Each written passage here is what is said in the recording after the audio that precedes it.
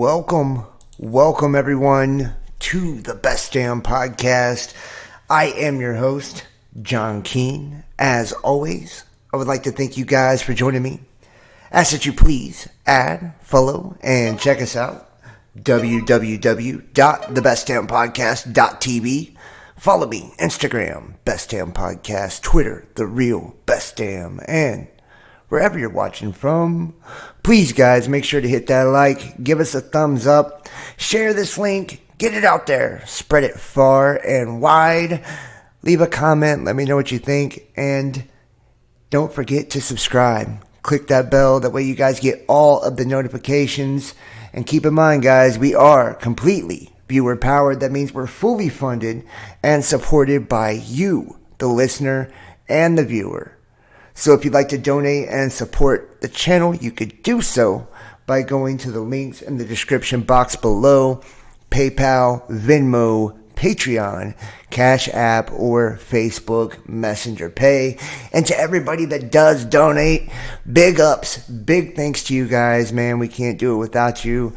You are so greatly appreciated.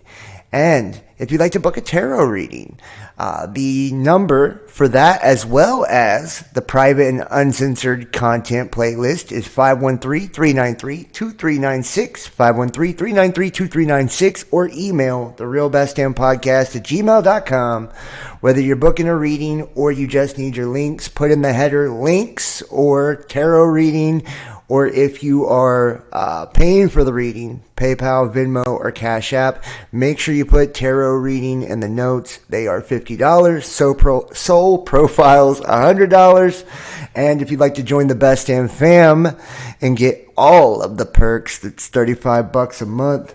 And tomorrow night we will be doing the private Discord show. So this is going to be a donor-only show tomorrow night. Everybody who supports in the month of August will be able to watch the show, though, over on the Best Damn Podcast Discord. I don't care if you donated 50 cents. You're able to watch it live, but in order to get access to the entire playlist and all the perks that go with it, you have to join the Best Damn Fam, which is $35 a month. Big ups, big thanks to you guys. Let's see what we have in the chat, man. I've got a pretty good one for you guys. Dude, there's a lot of shit flying around right now. A lot of shit. Looks like we have Stool Purger, Higher Mind, 1111, Johnny, 925. Hey, I did make you a mod, Johnny. I seen you the other day in there. I'm like, man, he needs a wrench. Looks like we have Michael Chaffin, Mel O, Samuel, Johannes. Thank you so much, guys. I appreciate all of you guys. I hope you guys are having an awesome weekend. You know what? Each day, I think it gets more and more obvious that something is going on when it comes to space and the near proximity of the Earth. If we just looked at the Earth alone and the South Atlantic anomaly, which appears to the naked eye as if there is something that has a negative polarity that's actually pushing on the Earth's magnetic field, repelling our poles, pushing them towards Siberia, creating what we are now in the midst of and very close to, which is a magnetic reversal or a pole shift. Now, as a result of whatever is going on, it's not just happening on the Earth. Whatever large celestial body that is creating this magnetic reversal here on the Earth appears to be having effects on the sun as well. Each and every day, we see more and more intense solar activity creating geomagnetic storms, and these solar flares, they're getting bigger and bigger, wilder and wilder, and they are more and more of a threat to the electrical grid, and they are creating more of effect on the magnetic field, creating flux in the field, allowing all of this radiation in, allowing for this chaotic weather, which is all being chalked up to climate change. It's all being chalked up to it's your car and it's your fault, right? It's your carbon footprint that's creating all these things. It couldn't possibly be coming from space. But yet again, yet again, after more of these meteor showers that continuously go by and we get hundreds and hundreds of fireballs passing over, these absolutely stunning auroras from the different gases that are getting trapped at the top of the ionosphere, massive sinkholes all the way across the globe, cyclones, tornadoes, right? You name it, landslides, mudslides, and that's not even adding in the seismic and volcanic activity. We have yet another large-ass asteroid that is passing within close proximity to the Earth. And what I have on the screen right here for you guys, this is Eyes on Asteroid. This is NASA. This one's actually pretty close. This is 2020 QW3. And I wanted to show you guys, this is real-time tracking of these asteroids, and you guys can actually see there are quite a few bodies here. 2015 QH3, 2022 QR, and 2017 BU, which looks like it's headed right towards us. And with this tool, we can actually see in real time, you know, the asteroid watching and how close some of these objects actually are. Now, we're going to go over here real fast. Huge asteroid, clocked at an amazing 64,800 kilometers per hour. Now, this sets up the close encounter with the Earth on August the 22nd. You guys just seen that on the asteroid tracker, which we have another large one passing today. NASA has warned that asteroid 2020 QW3 has been observed heading for Earth at staggering speeds, but it will miss Earth by just a few million miles. Now, keep in mind, too, here, let's go back over here.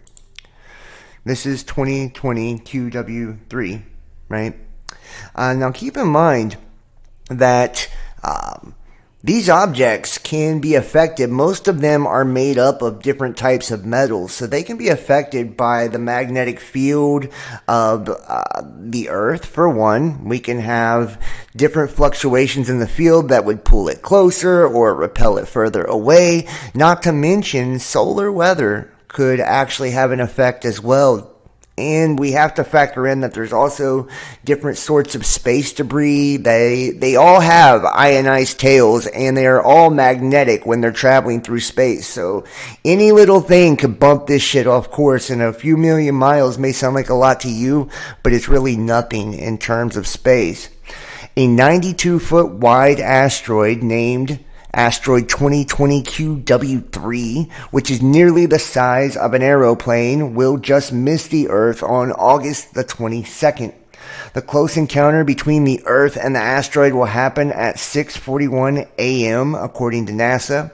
Now, although it will not collide with the Earth, it will pass close enough to Earth, and therefore it has attracted the attention of NASA. Asteroid 2020 QW3 is different from previous asteroids that it has flown past the Earth recently, as it does not belong to the Apollo group of asteroids, but the Amor group.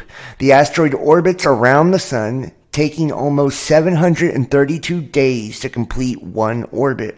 The asteroid 2022 QW3 will fly past on the 22nd at 6:41 at a distance of 3.3 million kilometers at a staggering speed of 64,800 kilometers per hour. Now, although NASA has stated that this asteroid will not pose a viable threat on Earth, it's still classified as a PHA due to the close proximity.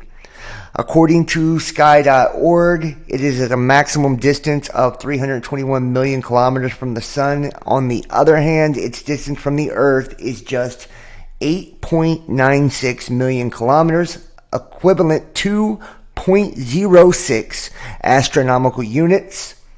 Now, what would happen if the asteroid is headed for Earth? Would impact. The apocalyptic movies like Deep Impact, Armageddon, Don't Look Up have explored the what-ifs if a world destruction, with the most famous means of world destruction being asteroids crashing into Earth. NASA's readying itself to defend the planet against a very similar threat that is posed by the asteroids. NASA's mission is in the works to deflect an asteroid off its course by smashing a spacecraft into a staggering speed of 23,000 kilometers per hour.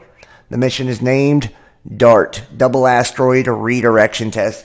And we already know all about DART, do we not? That's coming up here in September. Here, let me actually take it back and I'll show you where DART is. Let's see if we can go back here and show you where DART is. Yeah, DART should be over here. I'll show you guys.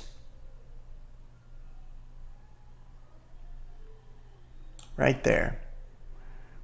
I don't know if you guys can see that or not on the screen. Right where you see Earth, right behind the Earth, you have Didymus right there. Didymus and Dimorphos, the binary companion asteroids. How coincidental, you know, kind of considering most people believe that there is a hypothetical Planet X or a Planet 9 that is the Sun's binary companion. People believe it's a protostar. Some people believe it's just a comet planet, a rogue star. There's a black hole, a million different thoughts on what it actually is. But we know that Didymus and Dimorphos, whenever it comes to this, man, there is a little bit of mystique about it. For one, Nostradamus has a prophetical quatrain that talks about when the dart runs across the sky or when the comet runs across the sky. And this thing's name is DART, right? Another thing is we also know that when they did PDC 2021, NASA, and all of the world government agencies, where they were preparing for a hypothetical impact scenario where basically they wasn't actually trying to stop the fucking thing. They were just preparing for the aftermath of a devastating asteroid impact. And they did do a few simulations, but they were using Didymus and Dimorphos in that scenario. And in TTX 2022 as well, which was basically the same thing. I think it was just a comet in that one. But in those simulations, 6 out of 7 times, they failed to stop the thing, right? And we know that some of their techniques, I guess, if you will, for how they plan on stopping this is double asteroid redirection test, which is basically flying a fucking tuna can into a large ass space rock made of metal that's like whipping faster than the speed of sound. I don't know how they got people to fund that damn thing, how people gave up their money willingly. They were like, yeah, sure, that's gonna work. Let's send a ball of aluminum foil out there and stop a giant, building-sized piece of metal from crashing into the Earth.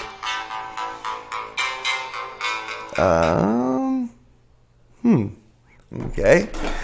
No, I'm not accepting phone calls right now, man. Not accepting phone calls right now. I hope everybody can hear me and see me. Let me know if you guys can hear me and see me in the chat. I don't know if somebody was calling me for that reason.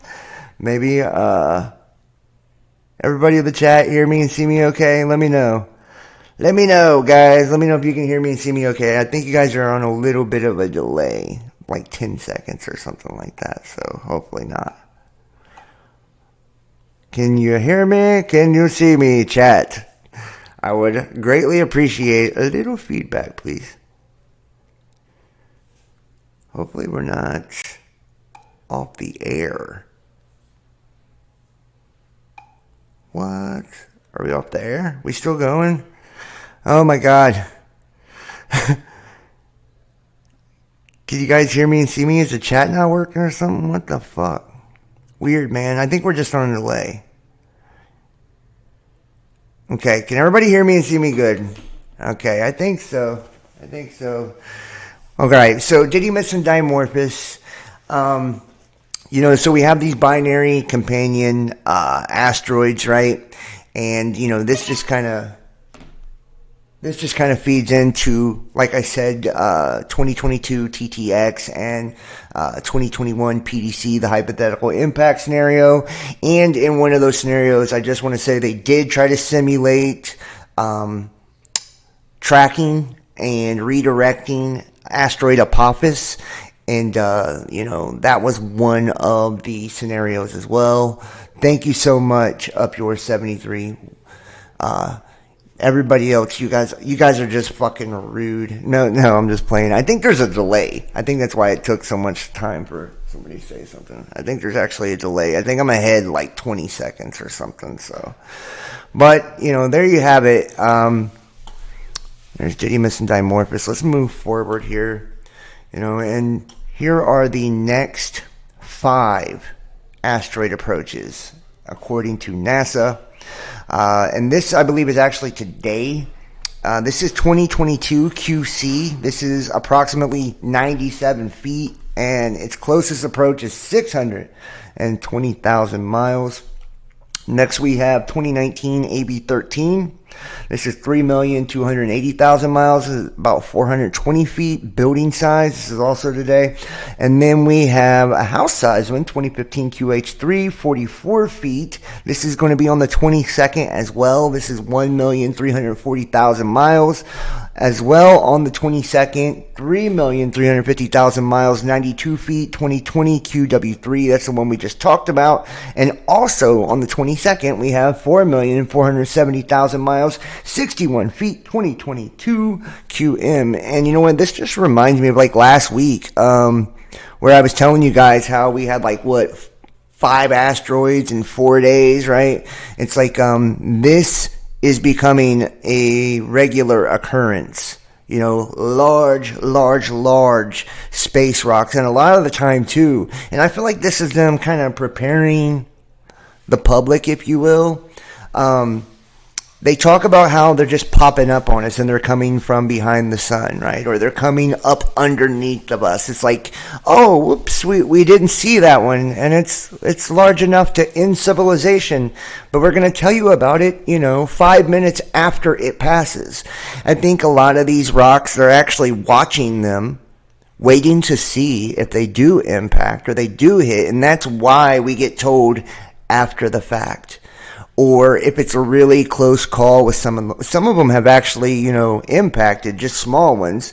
And if it's a really close call, it's like, oh, well, it was coming from behind the sun, so we couldn't see it. I truly feel like NASA will leave us all in the dark on the asteroid that's going to put our lights out, so to speak. And I think it could probably be a lot sooner than later. If you think about it, they don't launch a double asteroid redirection test for nothing, right? And their backup plan, I believe, and correct me if I'm wrong, anybody in the chat, the backup plan, if this tin can doesn't actually stop this giant fucking hunk of metal that's flying faster than the speed of sound, if that doesn't work, I believe they plan on using Starlink or SpaceX, all of those satellites that they launch, basically, right? And using HARP, like a directed energy weapon, to try and cut the fucking thing in half with a laser, basically, or, essentially it's microwaves or light refracting. But anyways, that's what they're going to do. If it gets through the tin can, then they're going to use a giant ass space laser and try to cut it in half. So let me know in the chat, do you guys think that they even have that technology?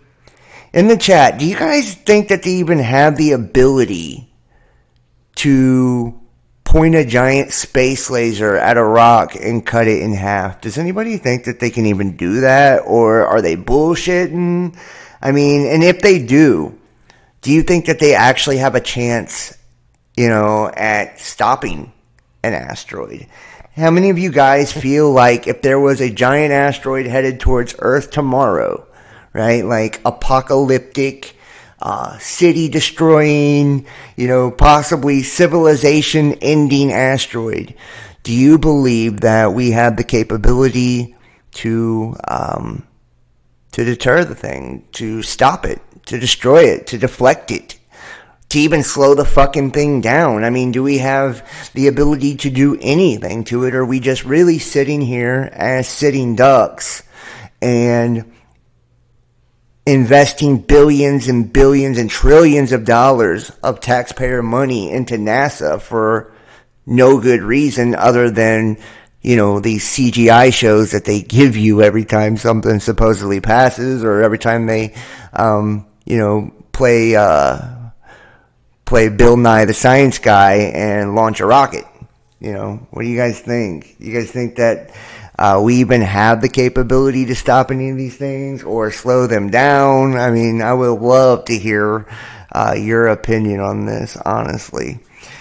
And you see here, this has happened multiple times, and this is why I subscribe to catastrophism, honestly, because to me, and especially if you go back to like Big Bang, like something impacted to make a bang. And if we look into esoteric teachings and spirituality especially, right, we have the blacksmith, right, who was creating things and by striking his hammer. So to me, that's an impact. Or Prometheus stealing those 50 sparks, right, and molding them with clay. Where'd you get the sparks?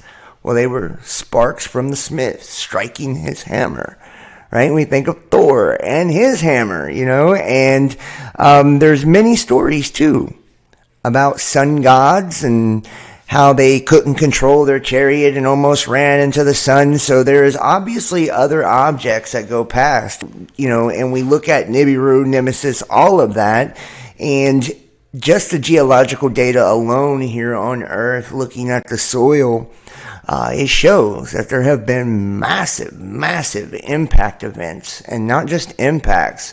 We have the whole mud flood thing, where you can look at specific parts of the earth and there's like a fucking graveyard of not just aquatic life, but mammals and lizards and everything smashed in all at once. To me, that's indicative of a tidal wave or a tsunami, which was probably generated by an asteroid impact into the ocean.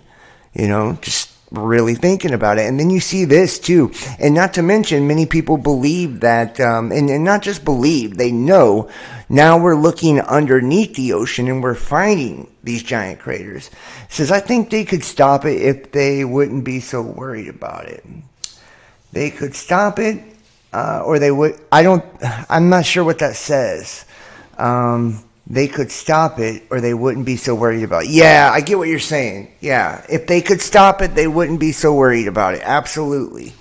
Possibly using frequency and vibration, but as light, I'm not thinking that's even possible. Yeah. So, well, you got to think, guys, they do have, heat rays, pain rays, shit like that. And even when we're using microwaves, right, all we're doing is making the water molecules spin around in circles until they generate heat. That's microwave. So I mean, if they was able to hone in on something like that, but it's not alive like you and I. It's not, even though they want us to believe that every asteroid and comet is made up of fucking ice and rocks, I'm not buying it. Matter of fact, and then if you look at how they're trying to mine all of them for their precious metals, I don't think they're all giant balls of water and ice. I actually think that they are plasma, and that's what creates the ionized tail. That's what creates the large magnetic fields on these things. And if they do have metals and other particulates within them, they're probably in a plasmatic state until they impact and solidify after entering into the atmosphere. This is what goes up. NASA must come back down with nukes on them. So many rockets. Liquefaction. That's actually a good idea. Liquefaction. If you were able to focus some type of, energetic beam on it and liquefy the damn thing, and think about when they hit the atmosphere. They, a lot of them do burn up, create tails, when they hit the ionosphere. So if you was able to essentially focus and concentrate some type of particle beam on those things, way before they get here, but they are moving incredibly fast. So not only would whatever you were doing that was heating the thing up, you would have to actually be locked onto the thing as it was moving at 20,000 kilometers a second. That's damn near impossible, especially something so high powered and focused and all of that. I just don't know, I don't know. But we know that the mystery crater, potentially caused by a relative of the dinosaur killing asteroid. And this is what I'm saying, man. This shit is on the regular here on planet Earth. It's like some everyday shit, right? We have these things taking place all the time, and this is how every cycle appears to end. Whether it's just the passing of a large comet or asteroid and the tail, we go through the tail and all of that debris and dust and all of that, and it poisons water, rains down rocks everywhere, causing massive destruction, or it's actual impact, which I believe is probably impact. But either one, on top of that, the way that it messes with the magnetic field as well, creating fluctuation in the ionosphere, all the different gases that escape, all the earthquakes and volcanoes and chaotic weather. These cycles, they end, one and the same. And this is the process of death and rebirth, right? This destruction is what allows for new life to be born out of it. Matter of fact, I've talked about this for years now, and science agrees too. The radiation that is being given off by a lot of these different things, including our sun and, these celestial bodies, this radiation mutates DNA and alters our genetics, but it doesn't just do it to us. It does it to every living fucking thing on the planet. So without these, chaotic, catastrophic, fucking cataclysmic, cosmic cycles coming to an end, and as they come to an end, allowing all the radiation and craziness in, if that didn't take place, then who knows if humanity would ever evolve at all. Or, you know what I mean? Because we know that when we look at the soil, you see creatures, and they look almost identical to what they did before a destruction, right? But they come up different, It's like, I don't even believe dinosaurs were probably real, but I'm saying we see things evolve as a result of the radiation and the cataclysms. It says, I would worry about the world destroyer before I would care about NASA. Well, I think NASA's whole point of existing is actually in search of the destroyer. You know what I mean? So let's just keep it all the way real.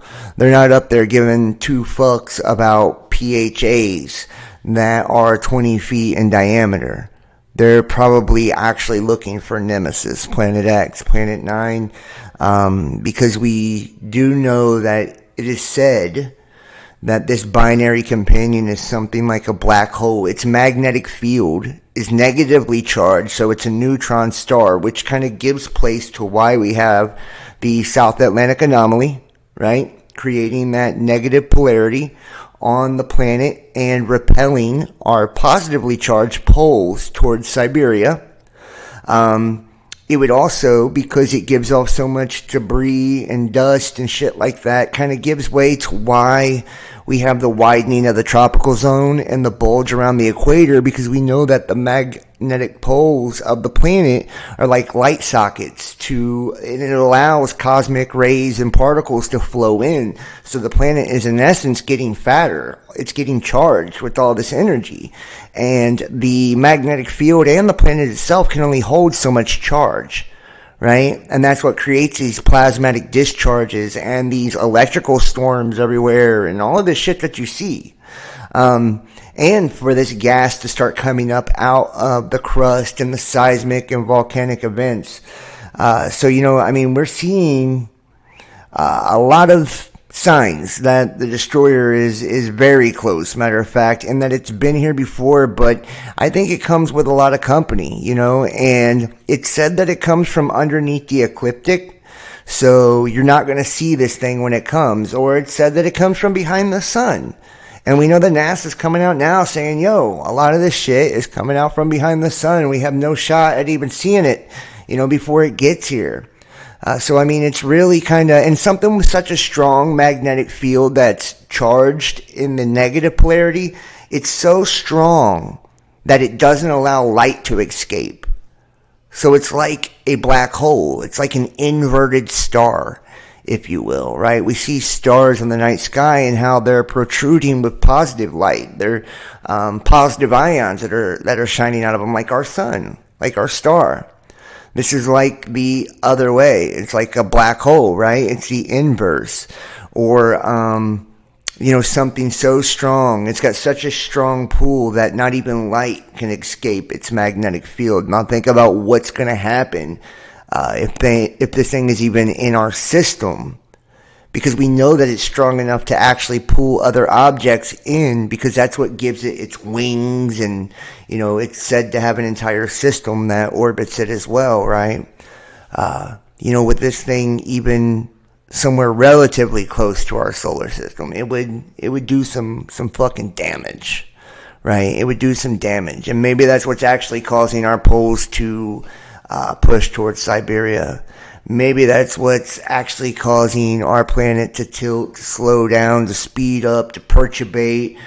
Maybe that's what's creating this very significant solar maximum and all the sunspots. We got to think, guys, we just had dark energy come out of our sun. Dark CMEs and shit. Right? Like, this is some shit I've never even fucking heard of. Have you? What do you think's triggering that? Where's this dark plasma, this dark energy coming from? If it was a dark star, you'd never see it until it was right up on you. It's like you'd never even notice. You'd feel the effects of the thing. You'd see the effects of the thing, like you are now everywhere. But you would not see it until it was in your face and it was too late. Just saying. The ocean floor is famously less explored than the surface of Mars. And when our team of scientists recently mapped the seabed and ancient sediments beneath, we discovered what looks like an asteroid impact crater. Imagine that. Intriguingly, the crater, named Nadir, after the nearby volcano Nadir Seamount, is of the same age as the Chicks Club impact caused by a huge asteroid at the end of the Cretaceous period around 66 million years ago, which wiped out the dinosaurs and many other species. Iswa. 3 times. This is the last time they won't see it coming. They can't find it. Land to land. They've looked and dug. So them put it in a cave. Well, you know what? They say only the wise know of its coming and going when it comes to the destroyer, right? We did a video not too long ago, and we looked into the Colburn Bible, which was written on brass, right, pre-flood, and it's the Egyptian perspective of the book of Exodus out of the Bible, and when you get into that, I feel like it gives a very detailed account of what happened after the fact. Right, so you can read those first 3 chapters on the destroyer, and it talks about, its ruddy red glow, and how it looks like fucking fire, and, all these terrible things of what it looks like approaching you, and, how you can recognize you're in that time. But when you look at the dark days, or whatever the chapter's called, and the aftermath, that's where it sets in to me. I mean, honestly, like, that's where it sets in. Like, this thing is the real deal. Like, whenever it comes to town, shit changes. You got to think of something with such a strong magnetic field to not allow light to escape, what that would do to the human consciousness, right? If we go into solar minimums and solar maximums, and it in fact affects how long we live, how intelligent we are, how fast we age, right? Our skin colors, I mean, just everything about us. And the way that we behave consciously. We know that electromagnetic energy can actually make you hallucinate. So if that's a fact, well then, wouldn't a dark star have some very, very intense effects in the same way that our star does with us now, right? But what would the effects be of something that was dark energy, something that was neutron, negative? What would that do to the human consciousness? Is that why in the Bible and all these religious texts it talks about, the last days and people being just pure fucking evil? Is it because they don't really have a choice? that there's a neutron star that's sending pure negativity into the human consciousness and subconscious, right?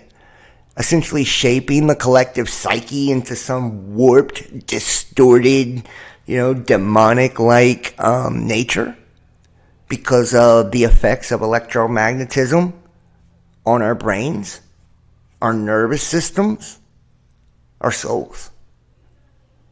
I mean, when you really think about it, that's a big possibility. When it says that in the Bible, it says that they would call good evil and evil good. What has flipped everything upside down? Our perception upside down? Is it because we have a star of the opposite polarity shining on us instead of the one that we're used to in that time? Making good look evil and evil look good.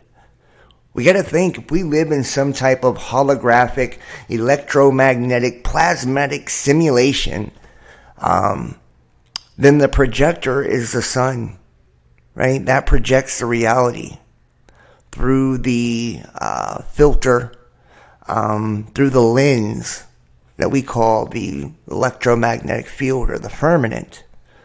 Well, if the projector is changed and we have a different light shining in there, a black light instead of a regular light, right? It's going to change the way that shit looks. It's going to change the way that we perceive things. It's going to change the way that we behave, how long we live, how everything. You know what I mean? It's going to change shit. And if we're at a point right now where the sun is starting to, and we know that the sun's got something going on. When you look at the red skies, okay, red at night, sailor's delight, and all that shit, that used to be a very, very rare thing. Did it not? It's red and pink every day now, okay? So when you look at the sun, one could surmise that quite possibly the sun is dying, and that it's running out of hydrogen, and that it's starting to burn helium, and that's what's creating all the red and pink in the sky. Another could surmise that because Nemesis or Nibiru, Planet X, being this neutron black star, that it's the infrared light, right? That's actually, the iron oxide that's giving this red hue into the sky. I mean, either one, it's kind of up to you on what you think, but I do think it's the helium, and that it's being affected by something that's probably pulling the life right out of it.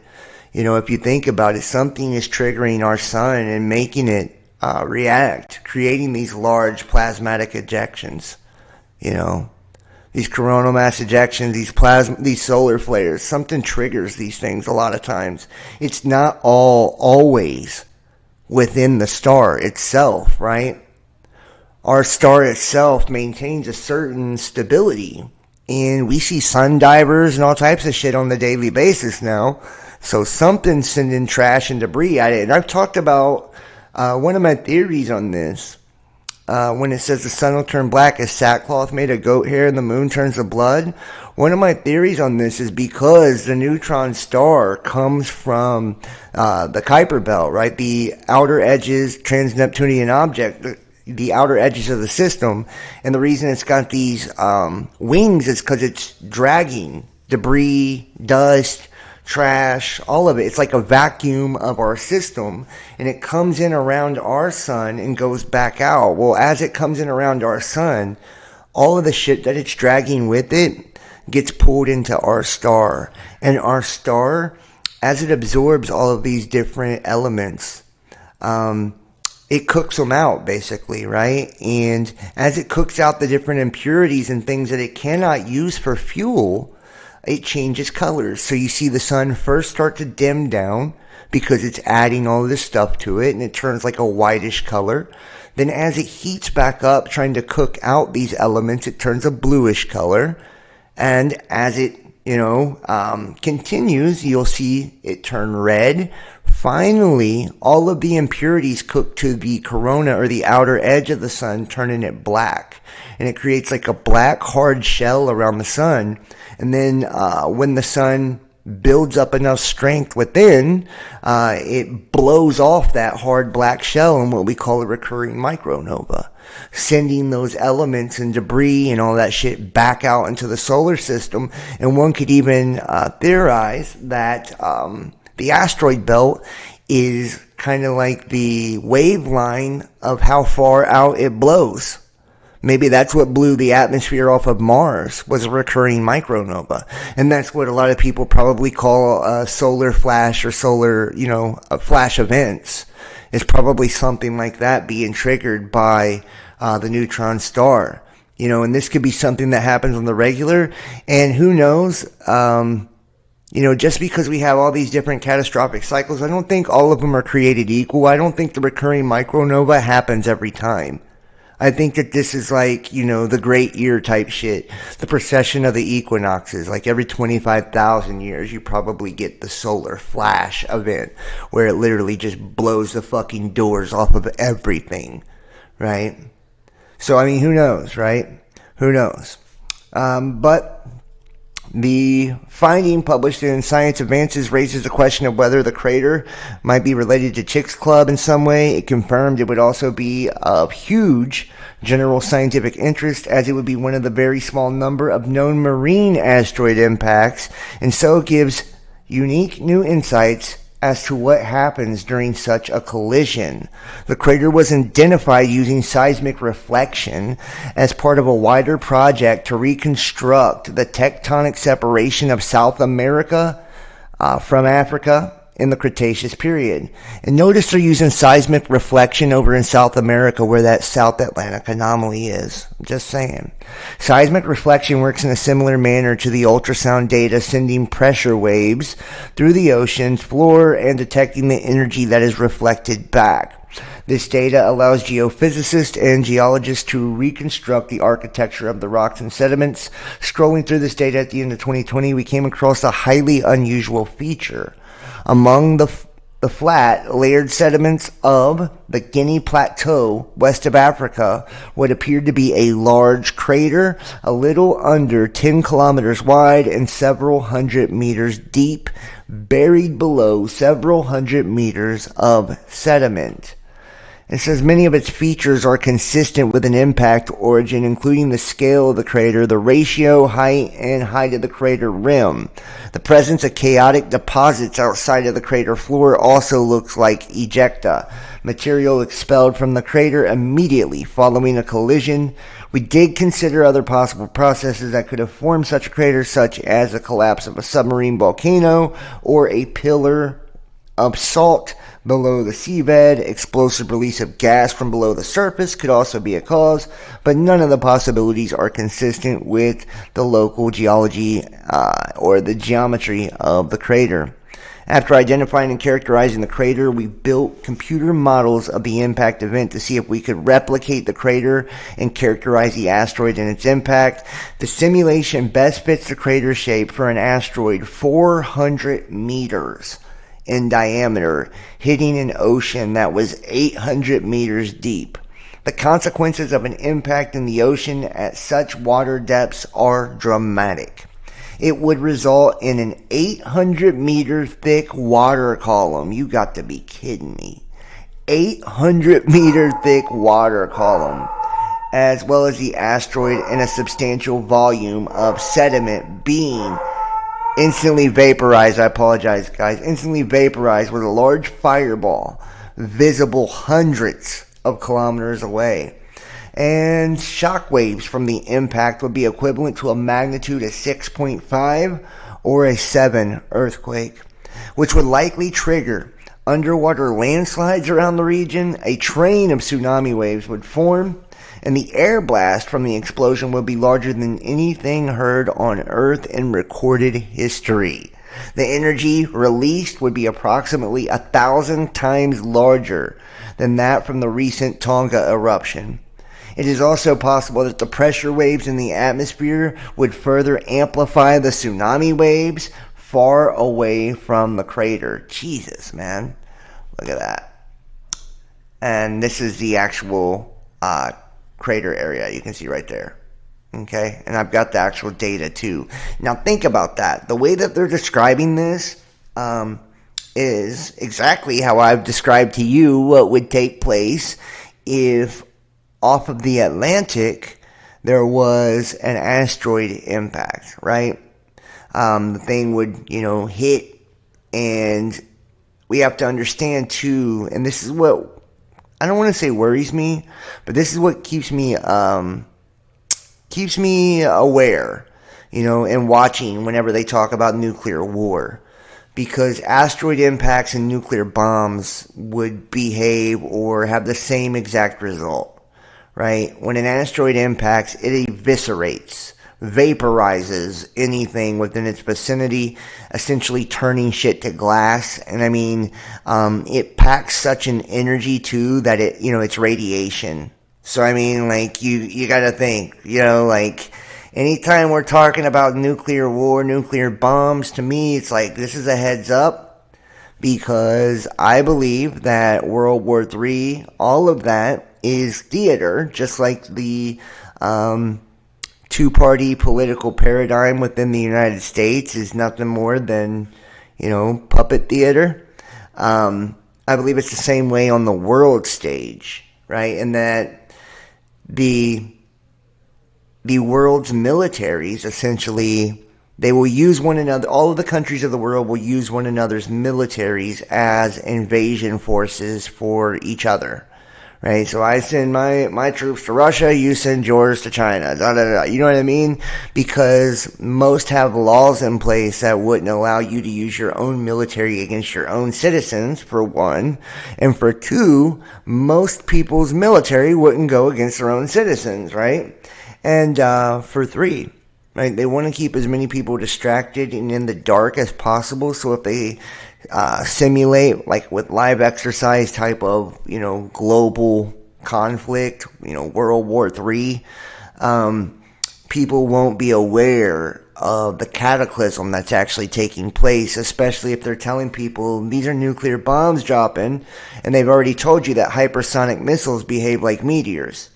Well, if there's some type of incoming catastrophe, right, and this Planet X or Nemesis or asteroid, whatever, has debris and shit around it, and all of a sudden the meteor's falling down, those are bombs now, right? Oh, those are bombs. We're at war with China. Don't worry about it.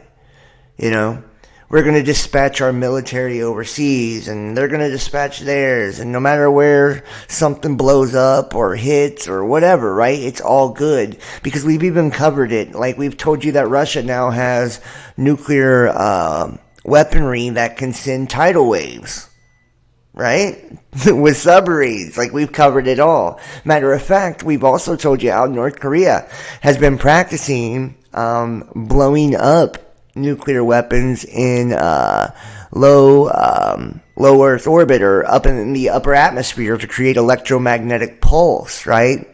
It's called sixth generation or silent warfare, and it disables the power grid.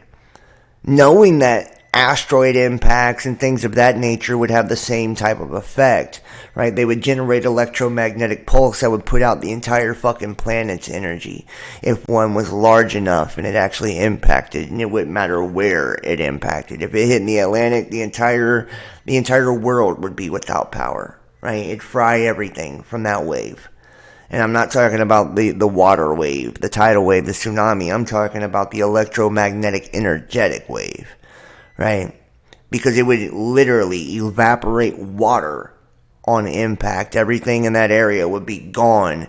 And, the heat and, oh my gosh, the heat wave that would come off of that, the energy and heat wave that would come off of that would be like nuclear bombs dropping. I mean, you would be turned into ashes instantly. If there was even ashes left of you, if you was anywhere close to the proximity of an impact of a large asteroid, you would be a skeleton for show, and then when that water actually returns back to the impact crater, damn, son. I mean, the tidal waves, they'd be miles high probably. Especially, depending on how deep out in the ocean it was, how big the impact was. And you're going to get more than one, because it's going to, slosh around in essence, right? It's going to hit more than one place, and there's going to be ripple effects, and especially from the sound ringing the entire magnetic field. And you think about the Bible talking about the trumpet sounds and shit, right? Like, I wonder if this is why. You know, the vibration of the field from something like this. You have to really kind of put two and two together whenever we're thinking about this, and you have to see that there's nothing new under the sun. This has happened before, so, I mean, yeah. Yep, facts. God will send millions. Satan cannot hide anymore. Well, to me, if we're thinking about God and Satan, to me, those are the different aspects of us. So God is the Holy Spirit, the oversoul or the higher self, right? God is the spirit of light, truth. He's our true self, the one soul infinitely resurrecting in spirit, Osiris, right? That would be like, and I believe God is, in essence, the divine, what we call the divine feminine too, you know, or that's an aspect of God at least. God's source is everything. So everything, even evil, comes out of God, you know.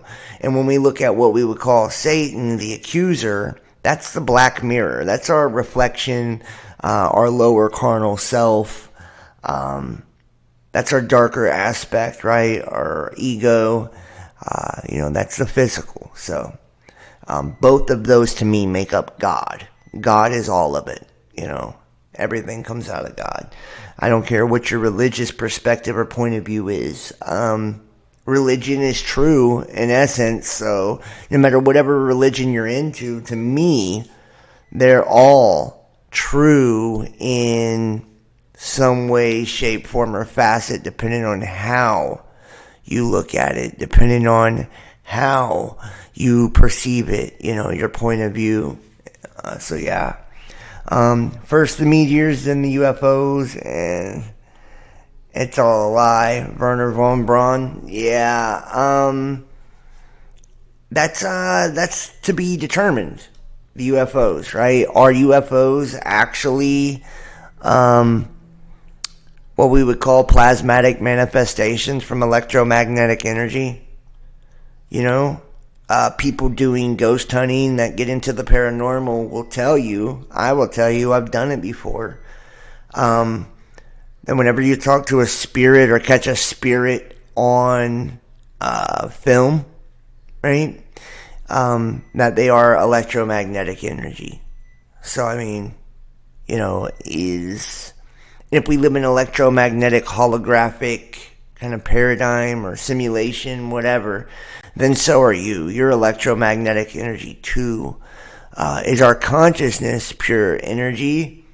And without our physical body in the water, which retains memory, when we become a disembodied spirit, do we have memory of who we were or are or will be, right? Because we don't have that water anymore. Or does the water in the atmosphere charge us enough to have memory? You know, like, these are the questions that I have when I think about these things. And when we're looking at spirits or entities, because we only see spheres or little spirals of what we call poltergeist or whatever, made up of electromagnetic manifestations, are these just dimensional glimpses into dimensional realities, like a multiverse, but glimpses into different dimensional aspects of reality? So like they're existing maybe in full body in another dimension that's in the same space that we inhabit, but you know, because we can only perceive 0.00001% of the electromagnetic light spectrum, right? And we're made up of organic material from the earth. Maybe we just can't perceive all of these different multi-dimensions that are coexisting within us simultaneously in the same space, right? You know, or wrong. You tell me. Not saying it's a lie. So much we don't know. I know. Well, and this is what I'm saying. So, and then look at aliens and extraterrestrials, extra terra, right? Meaning outside of Earth, right? So is it extra dimensional? Should we be calling them extra dimensionals? Is what we should be calling them, right?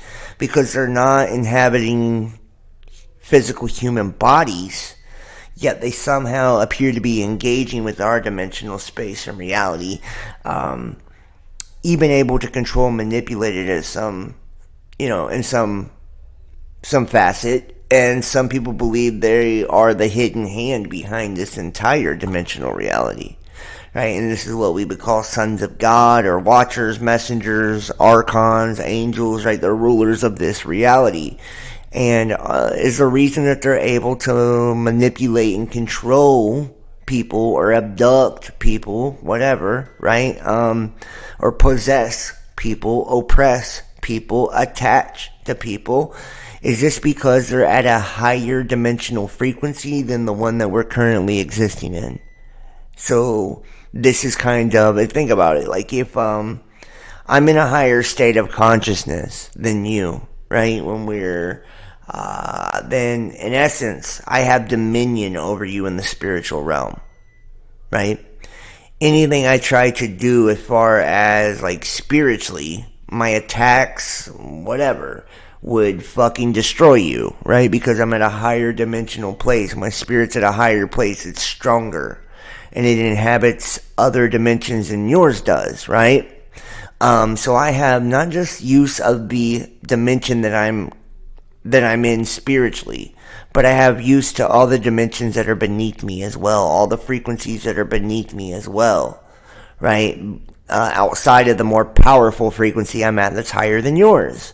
So now let's kind of flip that, right? If you're an extraterrestrial or an archon or whatever, right? And you're existing at a higher dimensional frequency than humanity is, then not only do you have that stronger, more powerful frequency that you're existing in, but you have access to all the frequencies and dimensions that are beneath that on the scale as well, right? So you would be able to play around in those lower dimensions, lower frequencies, but ultimately your frequency or space that you reside in would be higher on the scale, so it would be stronger. So you'd be able to manipulate or whatever you wanted to the lesser frequencies. You're an orb.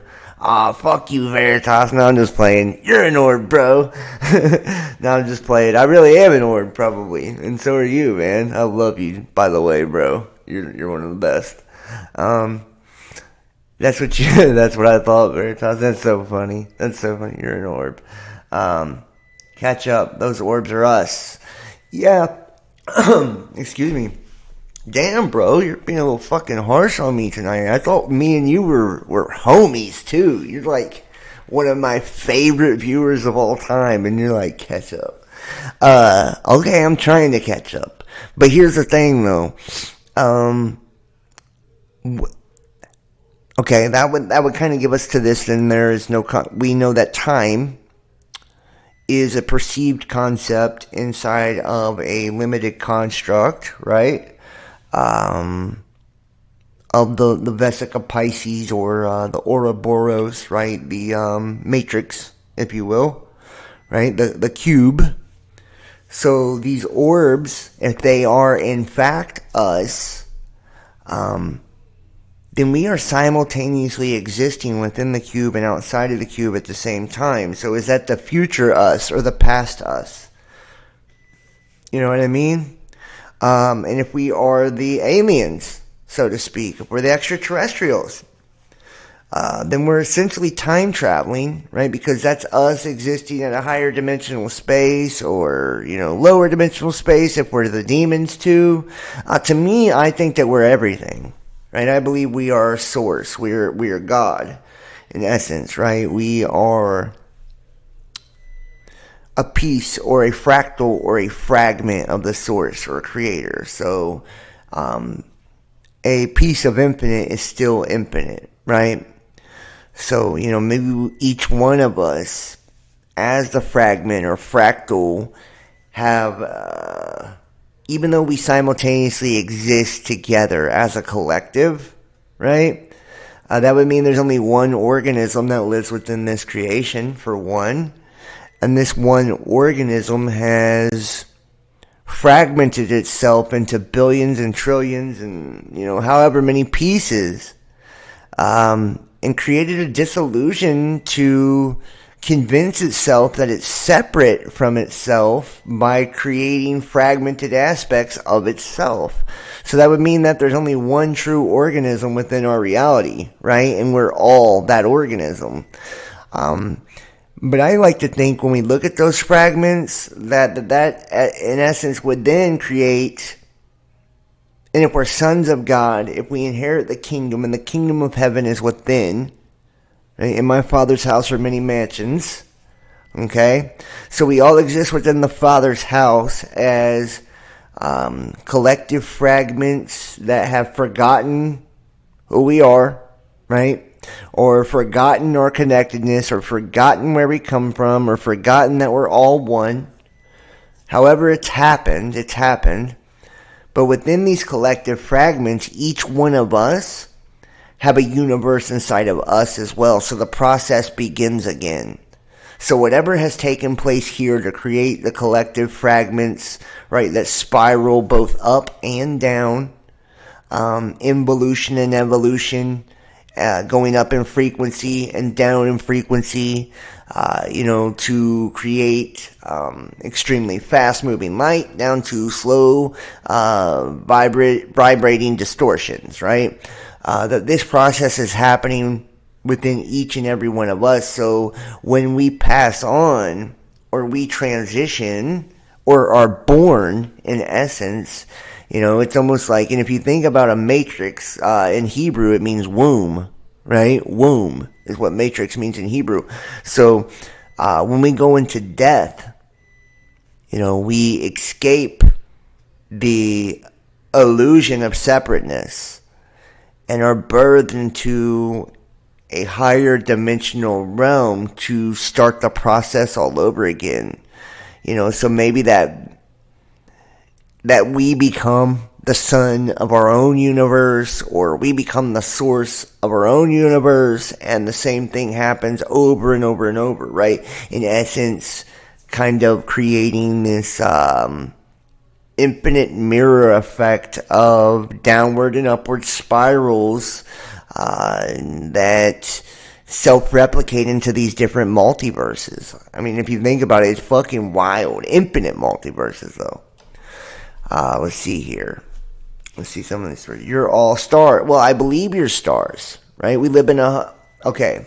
The God is known as the Lord of hosts, right? And then the watchers or angels are known as heavenly hosts. And we live in a host body system, or a host body. Okay, so the host body is hosting something, a soul. Right? Where is the soul coming from? Well, I believe it's probably coming from the heavenly host. I believe we're probably the fallen angels. And the Lord of hosts is all of us together in our singular form. Right? Our spiritual singularity. Right? Our conscious singularity.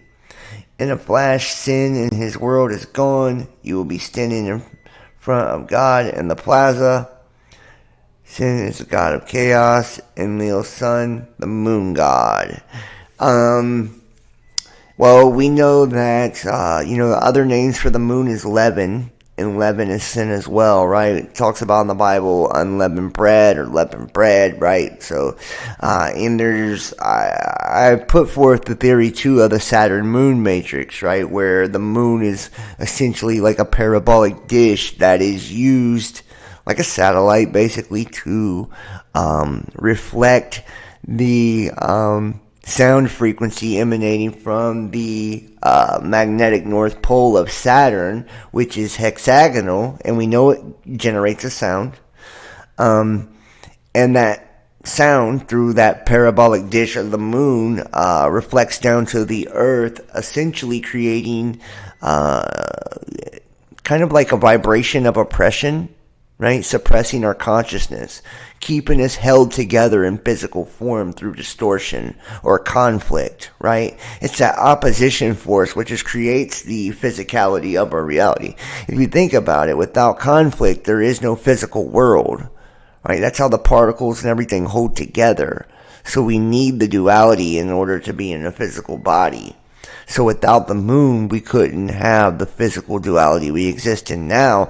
And maybe that's why when we look at like creation stories and mythos from like the Zulus in particular, who did exist in one state prior to this, and they talked about these lizard or reptilian beings that came and they drugged the moon into place, and when they brought it into place, that it created pure chaos and destruction on the earth. Like, the fucking world ended, right? Almost everybody died. It was all, tidal waves, everything. Pure chaos and destruction. And then they told them to bow down and worship, right? That they were the gods. They refused to, okay? The Zulus, the original Zulus, refused to. They said, nah, we're not worshiping anything, right? You just wrecked this place. So then they threatened to remove the moon and drag it back out of place and make them go through it again if they didn't worship. So they finally bent the knee, because they didn't want that to happen again. They knew that if they removed the moon, that as many people that had died from them bringing the moon, there wouldn't be anybody left, basically. So, there's different stories of this. And I think, too, when we look at Saturn, not only does Saturn kind of emanate this sound frequency that's used for oppression through the parabolic dish or satellite of the 11 or moon, the tidally locked moon, that had to have been put into place by something intelligent because it's too big for our planet, for one, right? And the way that it's in alignment for solar and lunar eclipses, it'd say that the chances of that happening naturally is beyond fucking astronomical. Like, it just couldn't happen. Not to mention, something has happened on this Earth. We have Theia, the two giant chunks of a planet that has hit the Earth that don't match up with the moon either. So that's not a good theory. But when we look at Saturn, to me, the rings of Saturn, and this is just a hunch or a theory, right? When we kind of cling on to the Saturn moon matrix, those rings to me are cyclical orbits or grooves in the matrix, conscious grooves in the matrix. I don't know if you guys have ever heard, they'll try to tell you it's ice, but I believe they're crystalline rings. I believe new rings are created every cycle of Earth. So if we're living inside of a cube or a box or a simulated reality, every time consciousness expands, a new ring would be created. And the rings are magnetic grooves or representations of the loops or cycles of time. And if you think about Kronos, that's exactly what he is Father Time. Right? So that's why the dream world, in essence, when we look at the dream world or the astral stepping outside of the box, you go into Neptune or Uranus type of energy because it's outside of the limitations or the paradox of Saturn. Right? So if you're still inside of Saturn, you're still stuck in those loops, those orbits, those cycles, which is karmic loops, karmic cycles, karmic orbits. Right? And maybe humanity at one point, we were way closer in. Right? And here, let me bring up a picture. And notice, too, Saturn's at the closest point that it's ever been to the Earth right now. People are getting phenomenal pictures of Saturn, too, right now. Hold on. Yep, here to learn, evolve, not to live like a beast. Let this world of sin go. Hang on to the God within and be delivered. And think about it, too. Different definitions of the word sin is sound. Okay, sound. Right? Let the world of sound go. Because light and sound, in essence, are the same thing. Okay? Sound is generated when light goes to such a low vibration that it vibrates and hums and makes sound. Right? Different octaves. Right? These are, and that's when people start to understand that everything does emanate from one source and that we are ultimately light and sound creatures, right? And that's why the geometry of things matters so much because these angles or angels, right, determine the variation of the electrical arcs or archetypes, right, of the reality. Archangels, archangels, Ark of the Covenant, right? What was the covenant represented by?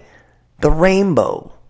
The rainbow is the rays, the 7 rays, or 7 colors of the rainbow, 7 light spectrums, right? Those light spectrums represent frequency, okay? Each light spectrum is a frequency as well as a chakra within your system up the kundalini, right? Up the spine. Each color representing part not only of our anatomical and spiritual self, but energetic frequencies and vibrations and thought patterns too. So, and these are the 7 lampstands, the 7 seals, all of that, right? When we think about it. So that covenant, these colors, right? They are also the planets, the 7 planets that are within the Saturn moon matrix. Neptune and Uranus being outside of the covenant. And that's why they're always described as the dream world and shit like that. That's why we're entering into the Aquarian age, the age of Aquarius. We're going the covenant over. We're going past the rainbow, over the rainbow, the pot of gold, right? We're leaving outside of the covenant with God. Or, Old Testament God. Whatever that means to you. We're going outside of the 7 rays. We're experiencing something new. Right? And if we think about it too, the age of Aquarius is represented by technology. And what are we doing?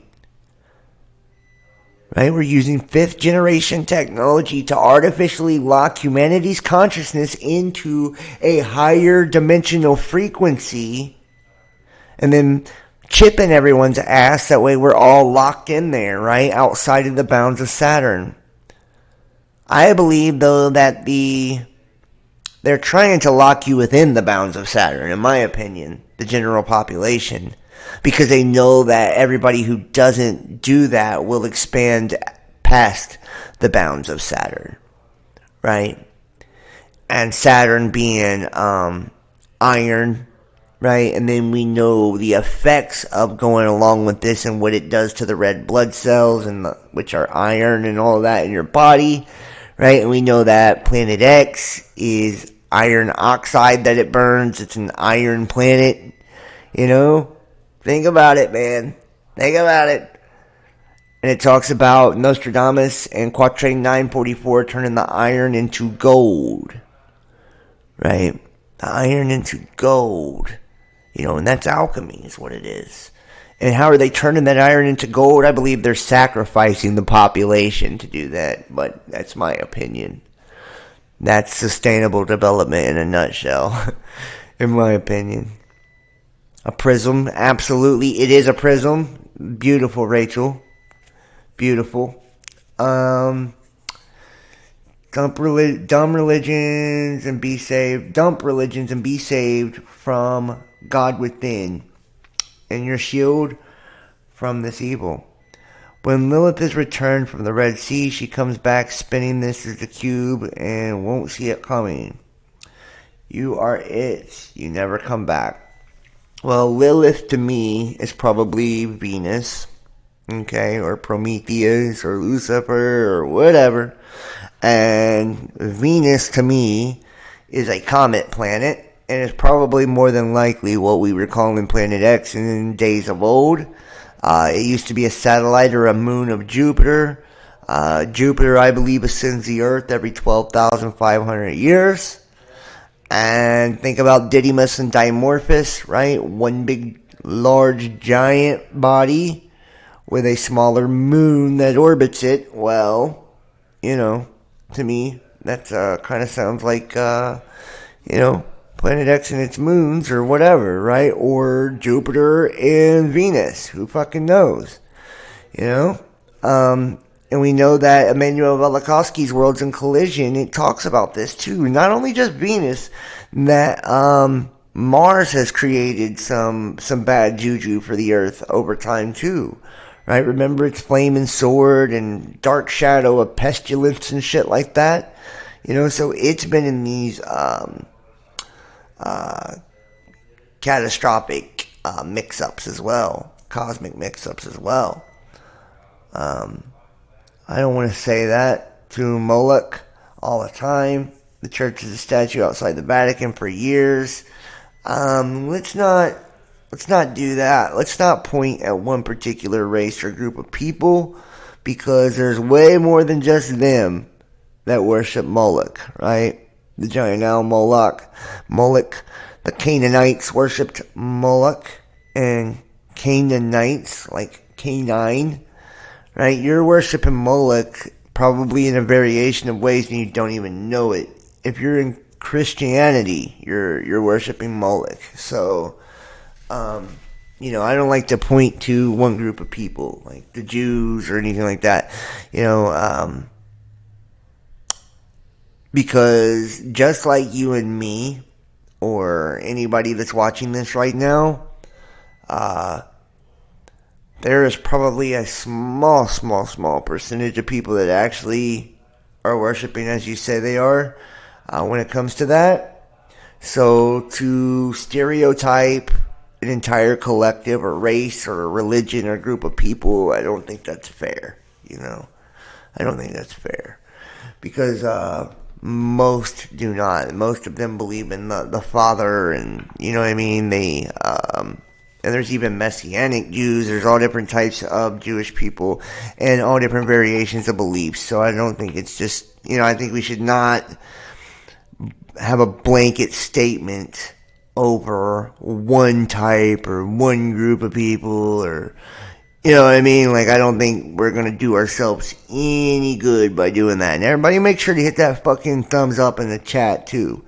Guys, make sure to hit that thumbs up in the chat too. I definitely appreciate it to everybody who does. So, you have a pet spider called Jupiter. I'm not fucking with any spiders, dude. I've been bit by spiders. I basically, like, stay in a garage, so that's why. But I have been bit by spiders, like, 4 times over the last 2 years. And you know what's crazy, too? Before the first time it happened, I had a terrible nightmare and shit. And in the nightmare, I had a golden dick. Very weird. And a girl that I was dating at the time, had solid black eyes and, like, turned into a spider. And then she multiplied into, like, fucking 8 more girls. And it was so weird. So weird. You follow religious, thank you. Yeah, my religion is love. That's the religion I like to hang on to, y'all, is love. I feel like that's the only true religion there ever is. You know, love is the most powerful thing that we have. I mean, but look here, though. The Nadir crater, offshore West Africa, the candidate for the Cretaceous Paleogene impact structure. Evidence of marine target impacts, binary impact craters, or impact clusters are rare on Earth. Seismic reflection data from Guinea Plateau, West Africa, reveals a 0.5 kilometer wide structure below 300 to 400 meters of Paleogene sediment and characteristics consistent with a complex impact crater. And this includes an elevated rim above a terraced crater floor, pronounced central uplift, and extensive subsurface deformation. Numerical simulations of crater formation indicate a marine target of 800 meters of water depth or 400 meter asteroid. Damn, that's fucking big. Resulting in a train of a large tsunami waves of potential release of substantial quantities of greenhouse gases from shallow buried black shale deposits. Our stratigraphic framework suggests that the crater formed at the near Cretaceous Paleogene boundary, approximately the same age as Chicks Club impact crater, and we hypothesize that this formed as part of a closely timed impact cluster, or by breakup of a common parent asteroid. So there you have that. John, have you been hit with directed energy frequency? Have noticed it in your life? Have you been hit? Yes, I have. Yes, I have. Back in 2018, the first time I went viral, is when I started to become a targeted individual, or what you would call a targeted individual. I think it was probably 2019. 2019 is when I was hit with the directed energy. That's when it was its worst. I can tell you something about the directed energy and what they did to me that'll blow your fucking mind. This is how I knew. And back then, I didn't even know. Like, you gotta think 2018, 2017, 2016. Back then, we didn't. It wasn't like it is now. Okay? Like, it wasn't like it is now. They weren't fucking using frequency to do everything. So, I mean, it was still kind of a relatively new concept. I mean, we knew they had it, but, like, it was like, only for, super secretive shit or space shit or, weaponry. Like, it wasn't common.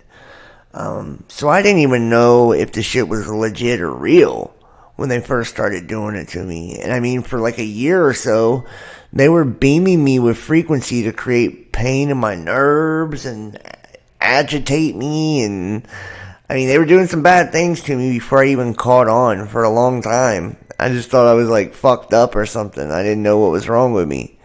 But then one day, somebody who was watching the channel, watching the show, and this is, I'm thinking about writing a book on all of this too, guys, like sharing my experiences, but I'm kind of thinking it'll get me killed.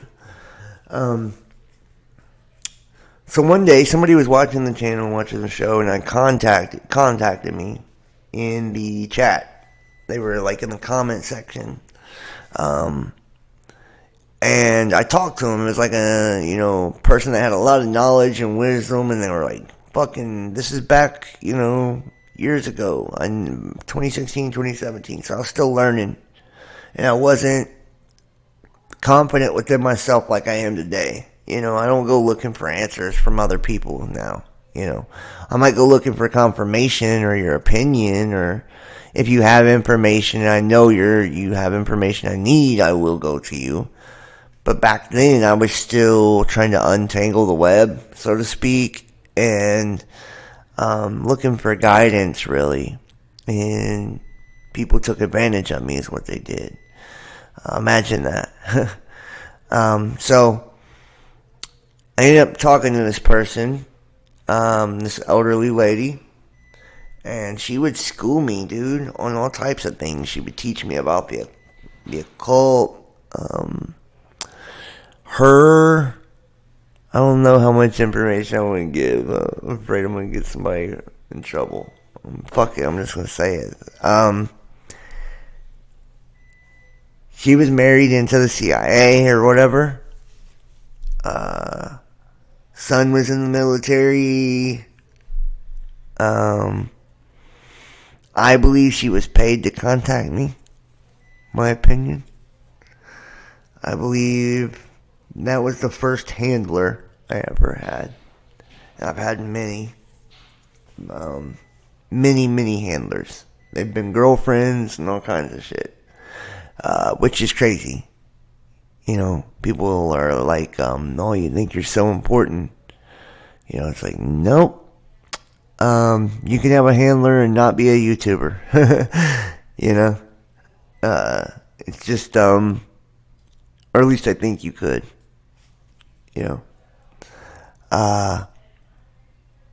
So yeah, this first handler I ever had, was talking about a mystery school that she was involved in.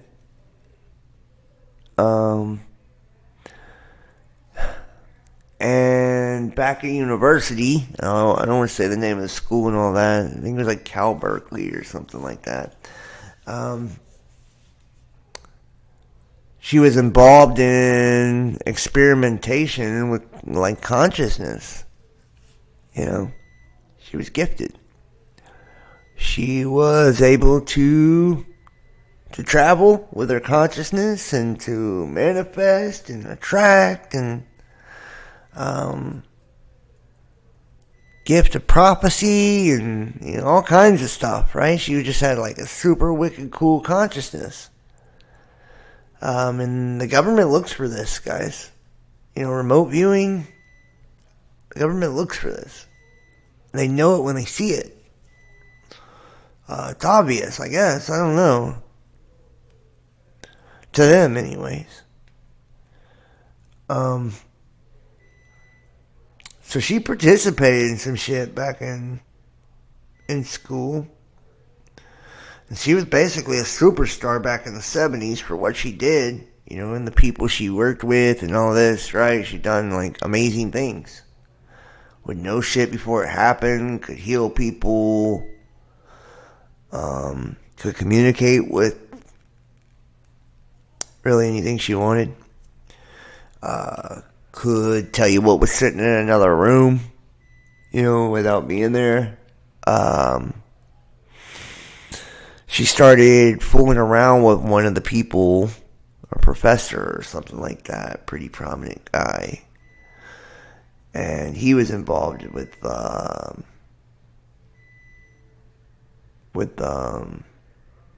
probably the government. And let's just say groups. He was involved with groups. That was into some real heavy shit. Real heavy shit.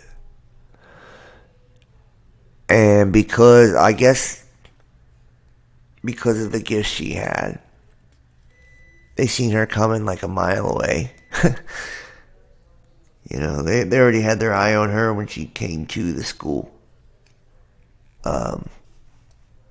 She only got into the school because people wanted her to go there, if you know what I mean.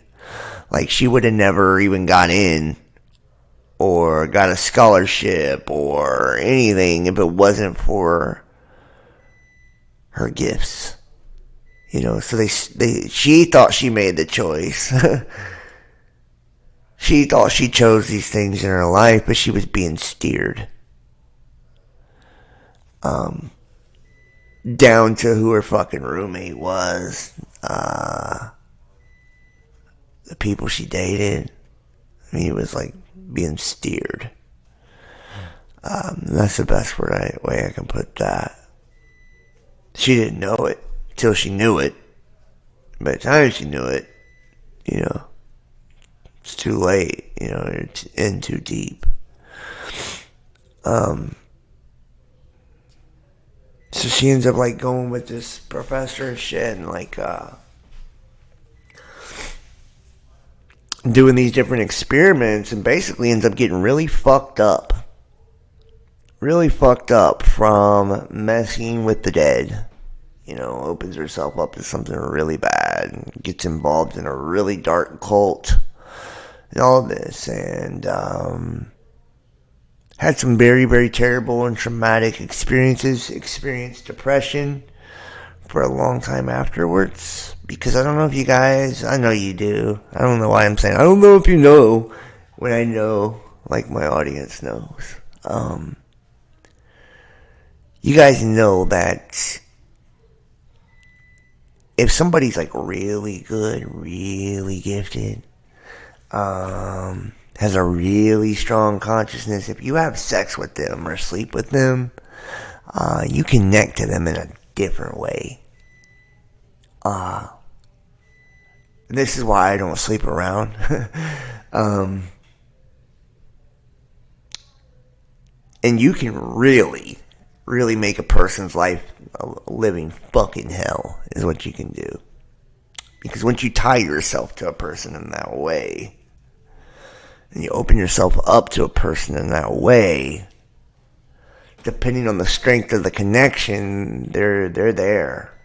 You know, they're with you. Because you're astrally connected now in a different type of way. It's different than me and you just being friends. shaking hands and shit. I can do things to you, and I can get in your head. I can get in your head deep if I want to. But it's going to take a lot. I'm going to have to traumatize you and, pull a bunch of repetition and, fucking get you in a Stockholm Syndrome type of situation. Like, I'm going to have to bash you in, basically, right? To get in there real good. And stick. And even so, I'll only stick as long as you want me to. Eventually, you'll get me out of there. But when you sleep with somebody, there's not a whole lot of effort that's required. And if you do put in effort and you're like a super powerful occultist and you know what you're doing and you're evil, you're a motherfucker, and I've experienced this too. You can dig deep into a person's subconscious, into their psyche. You can burrow down in there so goddamn deep that it may take them years. They may never get you out. Because you're connected in another way when you have sex, too. And once he did, he had her. And when he had her, he manipulated her. He used her for all of his projects and experiments, and he got her hurt. Really bad. Got her tortured. Really bad. Got her oppressed. Really bad. And a bunch of attachments. Really bad. And, put her life on the line. Because once you get involved with a lot of that shit, and you know too much, there's no coming out of that no more, You keep your mouth shut about it, or, someone's going to shut your mouth for you, basically, right? Like, that's how it is. And what's sad is a person like her got brought into something so serious, something, high-ranking government officials and fucking high-ranking members of cults and things like this, and you get so deep, and she was walked into it. To me, that's unfair. That's kind of what happened to me too. Through the YouTube and shit like that, and that's why we bonded, basically. And she used it to capitalize on me, honestly. Hurt people. I never slept with her, though. So, that was my benefit. I did break out of that. I know people whose children have been patsies in different things. I know people that were just married into the CIA, but, things like that. Their entire families were part of it. High-ranking military and corporations and shit. And the reason that a lot of the stuff that was happening to me back then was because of that. Because I was being walked into something like what happened to her. They were using my gifts and my abilities against me at first. Using them to harm me, to scare me, to try to shut me up. But then it goes beyond that, It goes beyond that. They might take an interest in you and they want to just see what they can do with you. It's like a fucking new car or something to these people. And that's what they did with me. It's not like I chose it either. You don't know what's always going on when it's going on. You're not always aware of it when it's happening. Usually after the fact. But it got to the point to where all my friends were fake. I didn't have one real friend in the world. Everybody was sent to me. Everyone. I'd say a good portion of them were paid to be my friend. Girlfriends too. All of them. You know, it's like, I should have fucking known. I should have known when I'm like banging nothing but supermodels. You know? I should have known then, like, something was wrong. You know? I should have known then, like, what the fuck's going on? But I've always had pretty girlfriends, so I didn't think nothing about it, man. You know? But they would try to set me up for crimes that I didn't commit. I mean, like, bad crimes. Like, try to get me locked away for the rest of my fucking life type of crimes. You know?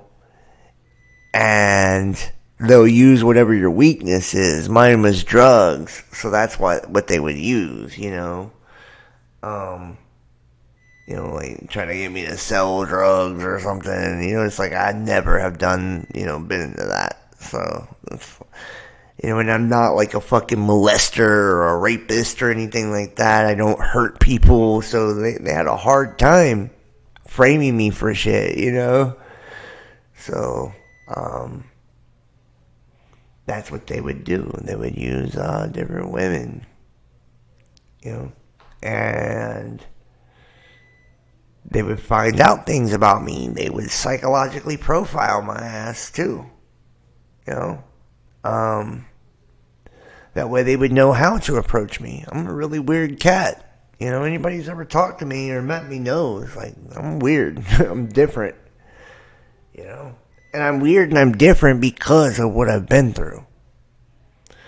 It's not like I was just born a fucking weirdo. I mean, I've always been a little different than everybody else, but not, you know, they created this monster. And it's through trauma, you know, and I used to feel sorry for myself and have a very, very hard time processing and dealing with it because I don't know nobody who's been traumatized like I have by them. But I don't know everybody. I'm sure there's way worse. There's people who's died from this stuff or killed themselves as a result. So, I mean, I know there's people who's had it worse. But never as intense, as long, as persistent as they've been with me. I should say that. And there's many different varieties. You got what's called street theater. It started off like doing shit like that. Like they would drive past my house 5 times a day, same color car, and holler the same phrase. What? Who the fuck does that? You know what I mean? Like, and that's part of like throwing you off, destabilizing you, consciously scaring you, gaslighting you and shit. So eventually I met this guy through that girl. You know, and she kept trying to get me to do these fucking weird, I don't want to say weird. She kept trying to get me to do these like transcendental meditation exercises with her. You know.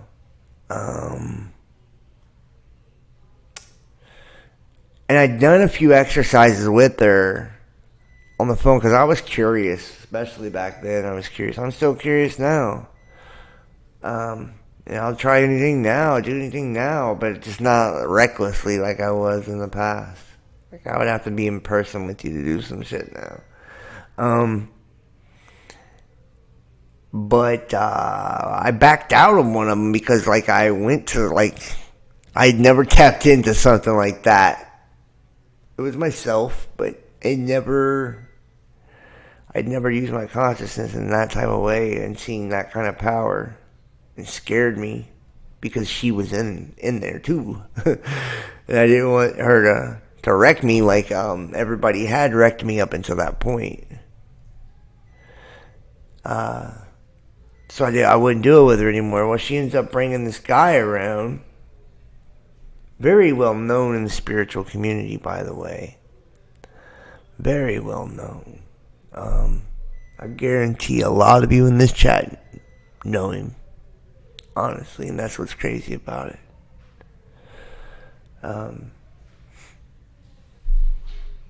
not going to say names, and if you ask me, I wouldn't tell you. But there's and this just goes to show that all the people that are in the communities and shit aren't who you think they are. A lot of them are just people that have been put there. I think, this is my opinion, I think to collect data and information on people that, let's say, are dissidents, or they consider dissidents, or probably on some type of watch list, and if you ever went to a fucking Facebook group or a Planet X Facebook group or whatever, you'll notice the same exact thing. They'll the moderators or administrators or whatever, they're not real, legit, or genuine people that are about Planet X. They're there to filter information. They're there to push out the good shit, the truth, and allow all the goofy shit through. You know what I mean? To silence, ban, and mute all the real voices, And same thing in spiritual communities. You guys will notice there'll be people, I'll be on a roll, man, fucking crushing a video, crushing a topic. And somebody will come into the chat, start trolling and shit.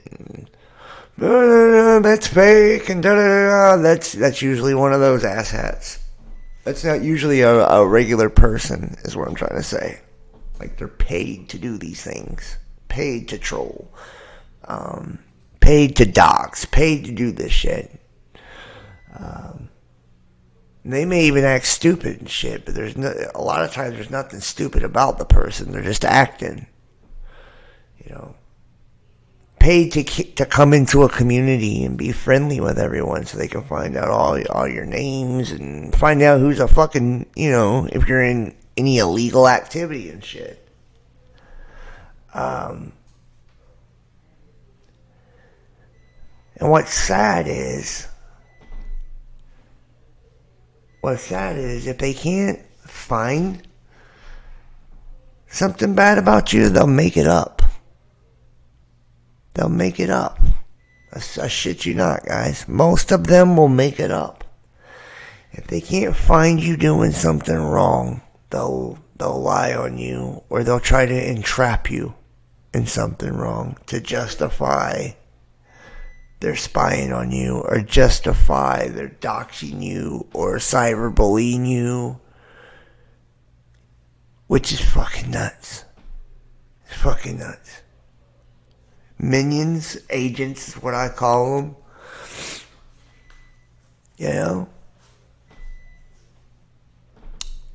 So this guy sends me a video. And this fucking video, it was talking about super soldiers. Super soldiers. Now, I told you guys when I was 19 years old, I enlisted into the Navy, and I was in the delayed entry program for a year, right? And I got hurt and was discharged and was given a top secret clearance, though, and got to meet the commander because of my intelligence scores.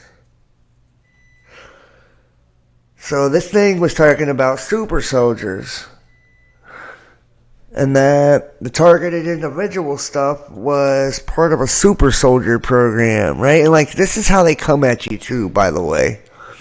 Everything is some fucking fantastical story to fucking basically get you to go along with the torture.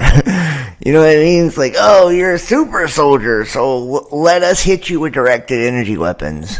You're a super soldier, so, let us track you and trail you everywhere you go, Or I've even seen some of the psychological operations they ran would be, you're one of the 144,000.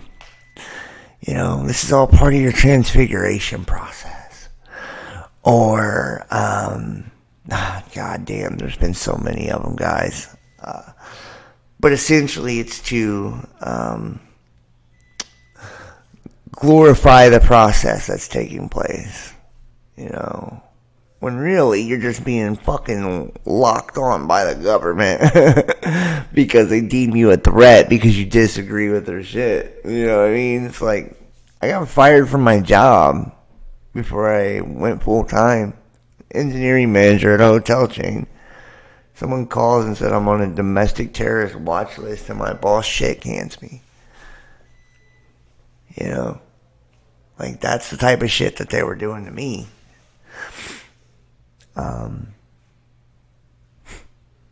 You guys remember, like, when I was doing call-in shows back when I had Bailey, which Bailey was definitely a plant.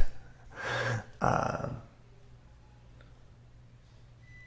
you guys remember when my dad was dying, on the call-in, they would, like, call in and make fun of my dad dying and shit.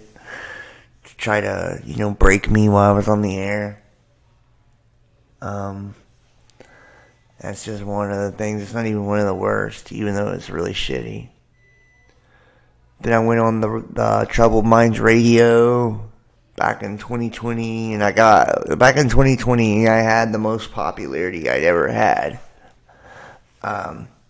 I was booming, dude. Things were really doing well, and people were finding me everywhere, too. And that's before they basically, like, silenced and shut my ass down everywhere. But people were, like, getting a piece of this information, and they're like, damn, dude. I mean, nobody knows this. Nobody talks like this. Nobody, it's a real person doing it, too, So I went on Troubled Minds Radio, and I've got the episode on the in the Dropbox. So if you haven't heard that, it's a really good. It's one of my favorites of all time, actually.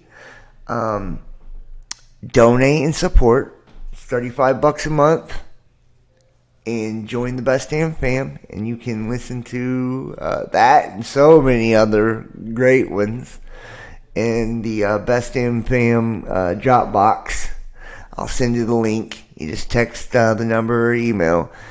So I'm on this radio program, and they got fucking huge followers on Facebook and everything. Like, it's crazy. I'm like, yes, my break here. People are about to find us.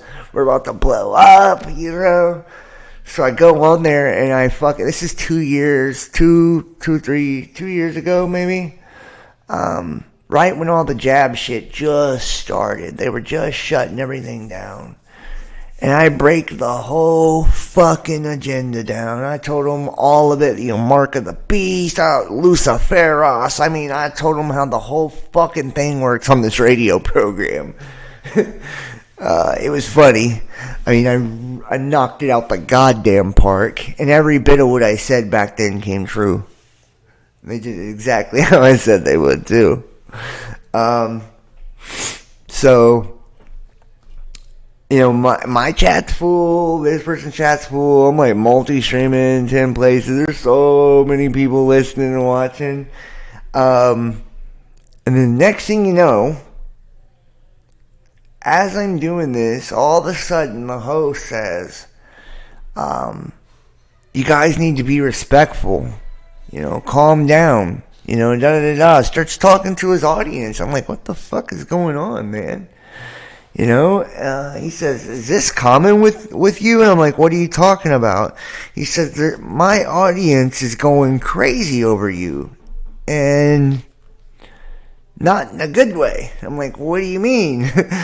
He's like, he said, someone has released your criminal record in my chat. And lo and behold, 2 weeks before that, Bailey, whose dad was high-ranking military, and at the head of like some corporation. Bailey worked for Patreon too, by the way. Informs me that he had ran a background check on me because he had to, because I was going to be notified. And he even introduced me to the radio host before I went on the radio show. I met them through Bailey. And I go on the radio show and my criminal background gets released into the goddamn chat after I break down the vaccine stuff to discredit basically everything I said and make me look like, like a junkie or a criminal. That way people wouldn't listen. That's just one of the many things. One of the many things. The guy Alex that sent me the video.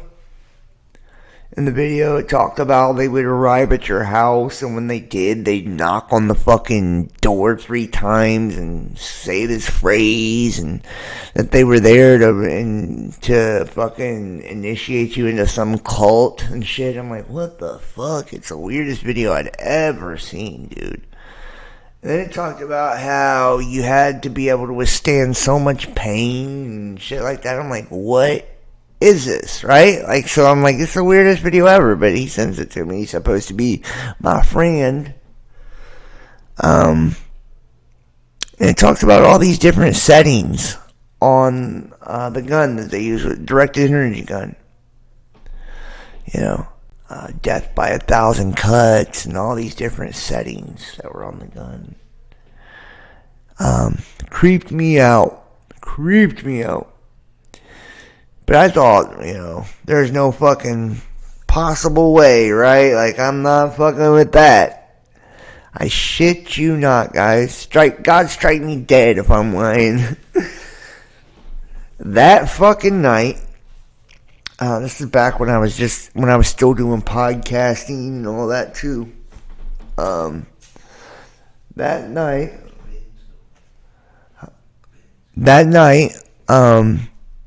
I just had finished a podcast, and when the podcast was over, or as I was wrapping up, I started hearing this fucking aluminum foil sound at the side door of the house I'm in.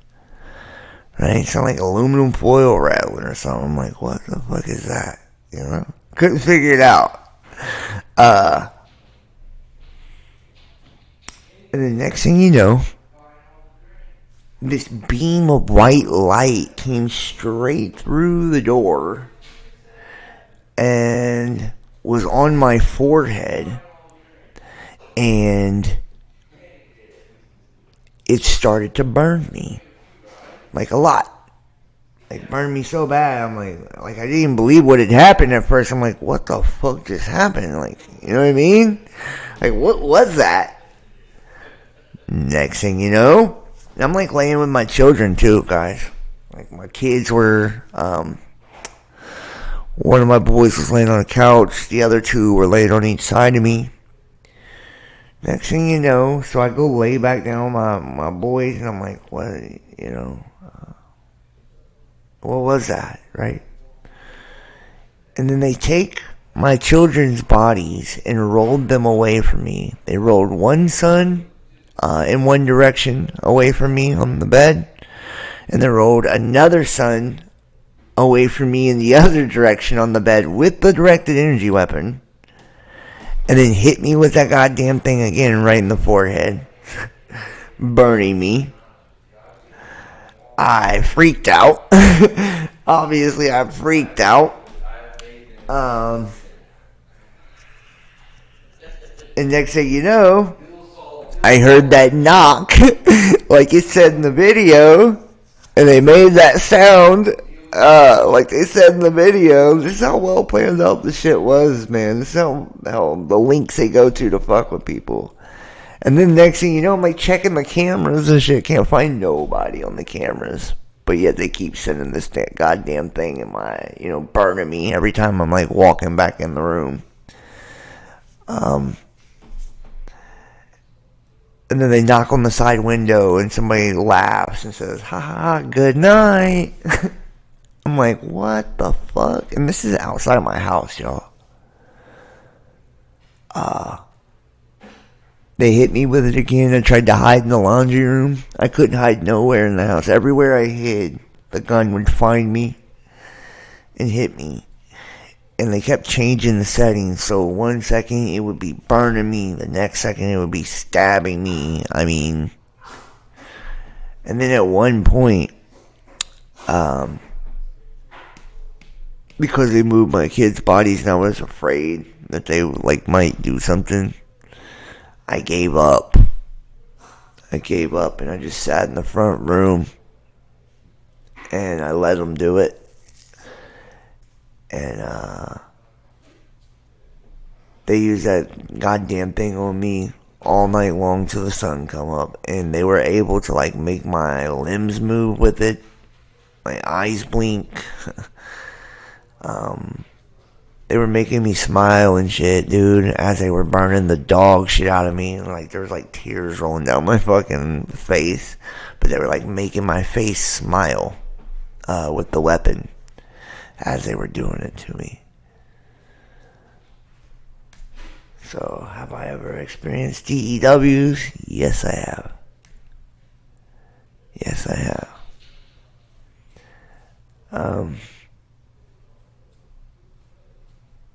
A lot more than that. A lot more than that. And I always read up and shit, man. Before any of that ever happened to me back in the day, I always read up,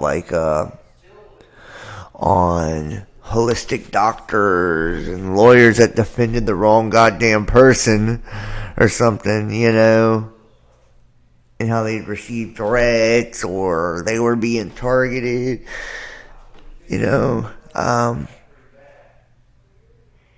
didn't believe them, man, until it happened to me. I remember this. Yes, Rachel's old school. Rachel does remember. Guys, there was a point in time where it was happening so bad, I would break down during videos. I was being tortured that bad. That bad. And when they do it, they were picking the rabbit up in my house and moving it all the way across the room with a weapon. With a weapon.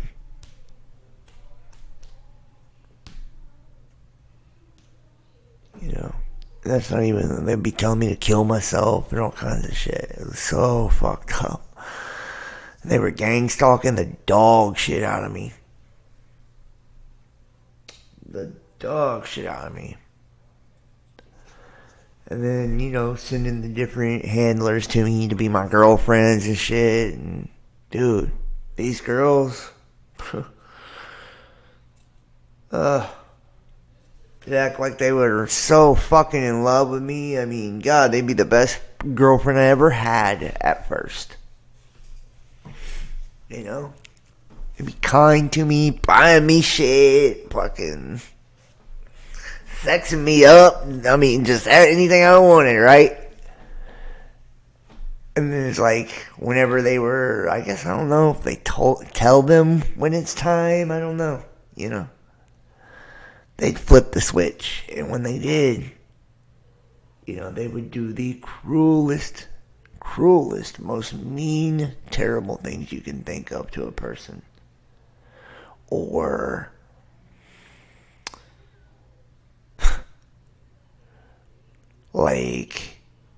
attempt to completely ruin and destroy your life in every fucking way you can think of. Record you. I've caught girls fucking recording me, videotaping me and shit. It's what? You're supposed to be my girlfriend. Why are you just recording us kicking it? Shit like that. It's what the fuck is going on here? And I've had them try to, like, get me in trouble, too. For, like, drugs and shit like that. It's just crazy. And, like, I was with one of them one time. And the OnStar in their fucking car. Like, they come through the OnStar on the car, and there's like, is everything okay? Do you need backup? Like, it was the fucking, like the bitch was the police or something. I never, ever in a million years would think that anyone, for that matter, would care that much about what I'm doing or saying to do that crazy shit. Let alone, right? But that our government and intelligence agencies and military or whatever is involved in all of this. Cults, sometimes it's cults, would go to those great lengths for one fucking person. One person. It's like, why wouldn't you just let a motherfucker live their life? Stay out the way. Like, and I want to stay out of the way. You know what I mean? Like, I'm to the point now to where, like, I want to stay out of the way. I done all my wild fucking screaming. I was Alex Jones in my own version years, It's like I'm on to some whole other shit. Like, I'm just, I'm older and I'm matured and shit. And I've changed a lot now. It's like, but still, yet to this day, still send them to me to this day. The girls and shit. They don't torture me or anything like that anymore, but they do try to fucking fuck with me and shit still. Through my phone and my devices and shit. It's like, it's wild. It's wild. And I don't know why they would even care about me at this point. I've had people send me fucking screenshots and screen recordings of them running my numbers back on YouTube and just all kinds of shit. Like, you guys remember they were labeling all my videos QAnon for forever? It's like, what?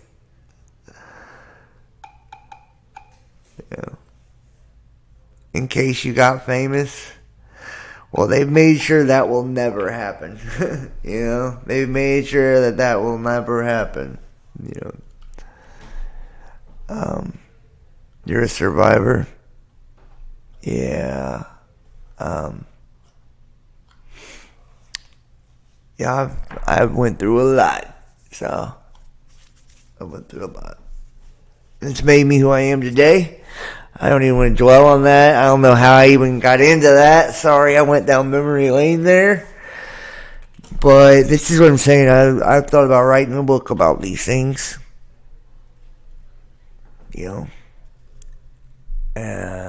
They'd probably kill me before I ever finish the book. So that's why I haven't written it. But, and plus I don't know. I don't want to, like, relive negative shit. It really did fuck me up bad. I remember I had a girl who wanted to co-host with me. Really cool person too, man. I was gonna let her, man. I was gonna let her co-host, and this is years ago, before I'd ever had a co-host. And we got to talking about this shit. She'd asked me, like, I was acting weird, basically. I'm like being weird as fuck. And I'm like, I don't trust you. I didn't trust nothing, guys. I didn't even hug a person for fucking like 2.5 years, 3 years. That's how bad they traumatized me. If you want to know, like, how hardcore it can get. I didn't even hug a person for 3 years. Not one. So. Yeah. I mean, they've turned my own families and shit against me and stuff, so. Government scares fucking normies, guys. I'm telling you. Not even normies. Government scares all kinds of people. People you'd never think would do that to you. Would flip on you for nothing. For what? A little bit of money. Because you're scared or because they get in trouble themselves. So then they want to try to, get out of trouble by doing, those kind of things. So, but the girl was asking me, like, what had happened and shit, man. And I remember the first time I had opened up about it, I went to, like, tell her, like, what I had been through. And I had to hang up the phone because I got so goddamn emotional. Like, because I had never really opened up to anybody about it. Like, I fucking cried so hard. I remember, like, I cried so hard. Like, I couldn't even fucking catch my breath type crying type shit. I was like, damn. All from, just telling somebody about something. It's like, I didn't let her know that. But, like, I went to talk, and I'm like, I couldn't even talk. It's like I had to hang up the phone. I remember I just let it out, dude. And it was like a year or so after that, too. It was like the craziest part. It's like it had done been over for a year and a half.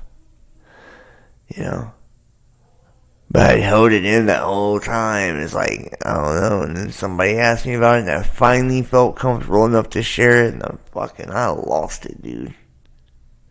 And I had all that shit pent up in me.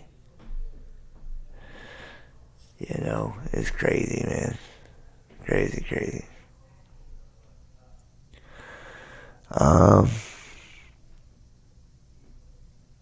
Well, I mean, it is what it is. Yeah, dude, yes, yeah. Well, you gotta, like, get that shit out there, man, yeah. Like, if you keep that in, yeah, it done a lot of damage, man, I was, like, clean as fuck for a long time, and I got back on drugs from them fucking TI in my ass and shit, like, yeah, lots of they've split up all types of relationships. I mean, it's been fucked up, man. It's been fucked up. So, there's like a lot of things, man. A lot of things, But we all go through different trials, tribulations in life, And I'm not here to tell you my experience is better or worse than yours, I feel like each person, in their life, we each go through different shit. So, like, what's hard for you may be easy for me. What's easy for me may be hard for you, and vice versa. And, like, in your life, you have your own version of your own experience. Whether it's you being molested as a child or just whatever. You know what I mean? That, like, that maybe you can relate on, like with trauma and shit like that. Like, we've all been through things, and everything we go through makes us who we are today. And it's not about what we've been through, but it's about, like, what we learn from it, how we adapt to it, and how we overcome it.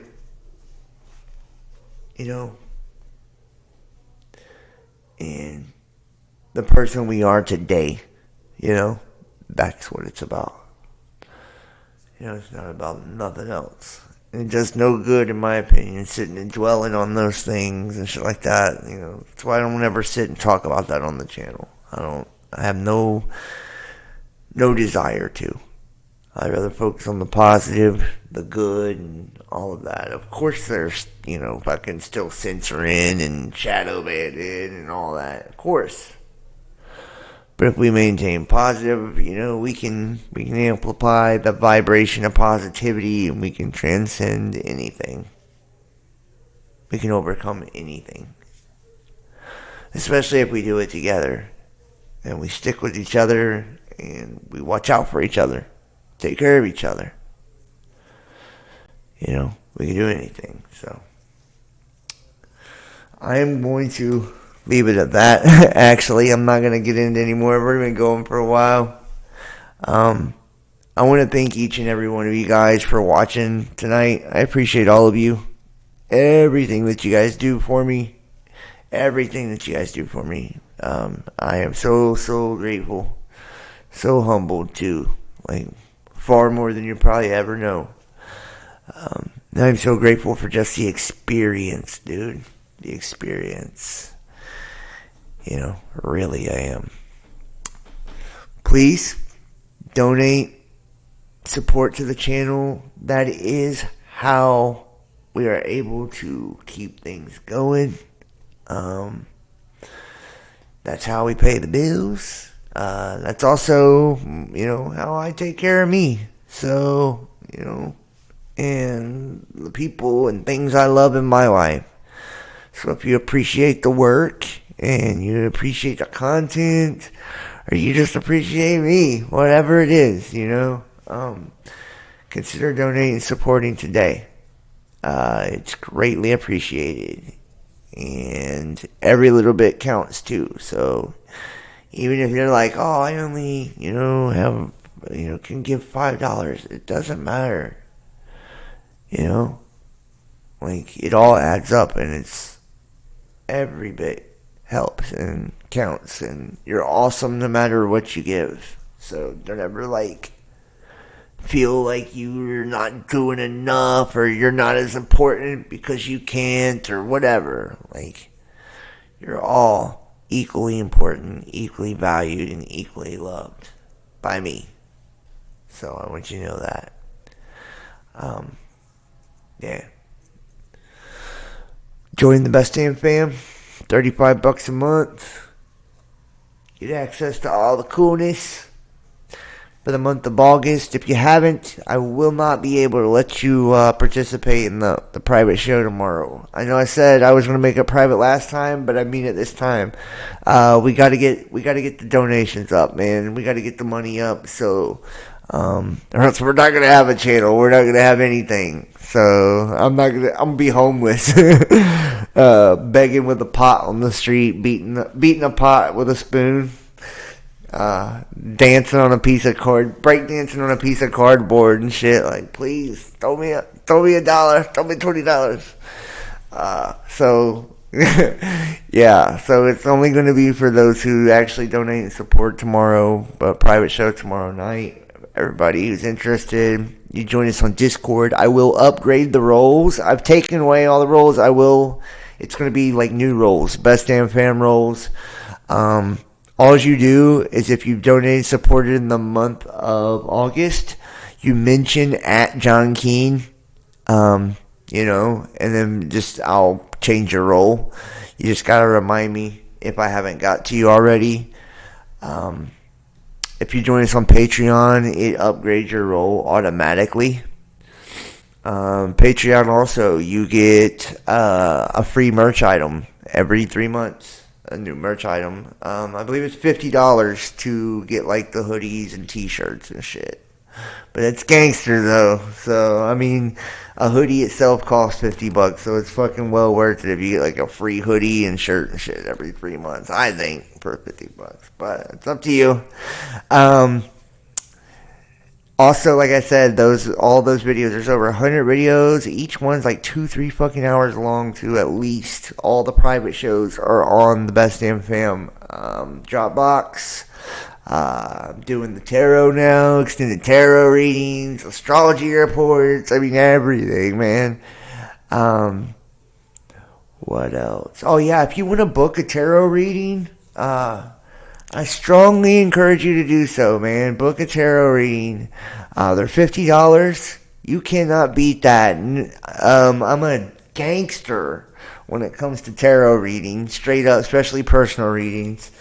They're about 30-45 minutes long, but I will rock your fucking world with one. I promise you. $50, it's well worth it. You just go PayPal, Venmo, or Cash App, and then put in the notes tarot reading, and like put your phone number or fucking email, whatever. Or get a soul profile, which is a tarot reading plus I do the gematria of your name, the etymology of your name. I check, well, not check. I do the ley lines on which you were born and shit. What else? We do your numerology, your life path. We do your astrology and how it correlates with current, celestial alignments. It's just fucking action-packed, dog. Meaning of your name. I'm telling you, it's everything, dude. It's a soul profile. It's $100. Same way as a tarot reading. You just go PayPal, Venmo, or Cash App, and then put soul profile on there. And your number or whatever. So if you get a soul profile, a tarot reading, or you need your links because you joined Best Damn Fam, and you've joined the Best Damn Fam, and you need your links for this month or whatever, for the private links or whatever, then text 513-393-2396. 513-393-2396. And you can also email the Real Best Damn Podcast at gmail.com. That's the Real Best Damn Podcast at gmail.com. If you need those links, text that number and say links. Or if you booked a tarot reading, text that number, say, hey, and I do the tarot reading within 24 hours. So if you get the tarot reading, and you actually, do the tarot reading now, so you buy one now, I will get you within 24 hours. And I can do it one of two ways. We can either go on Discord, and we'll sit down and do it on video, and I'll share the screen so you can see, like, fucking your cards and all that. Or I can make you a personalized video, like where it's still a personal reading, it's your tarot reading, but I can upload a personalized video, and you'll get it within 24 hours from the time you pay. Soul profile takes 3 days. You got to give me 3 days. I might be back at you within 24 hours. I'm not saying I won't, but I'm saying it takes 3 days because there's a lot of homework involved, and I want to make sure I do it right. I want you to be fucking blown away. Like, oh my God, dude, this is crazy. I never knew this much about my fucking self. This is amazing. So, all right, guys. I think that's it. Yeah. Also, big ups to y'all who joined us on the YouTube channel memberships. All you guys that are members and stuff, man. I'm trying to come up with more creative ways to, like, hook y'all up. I appreciate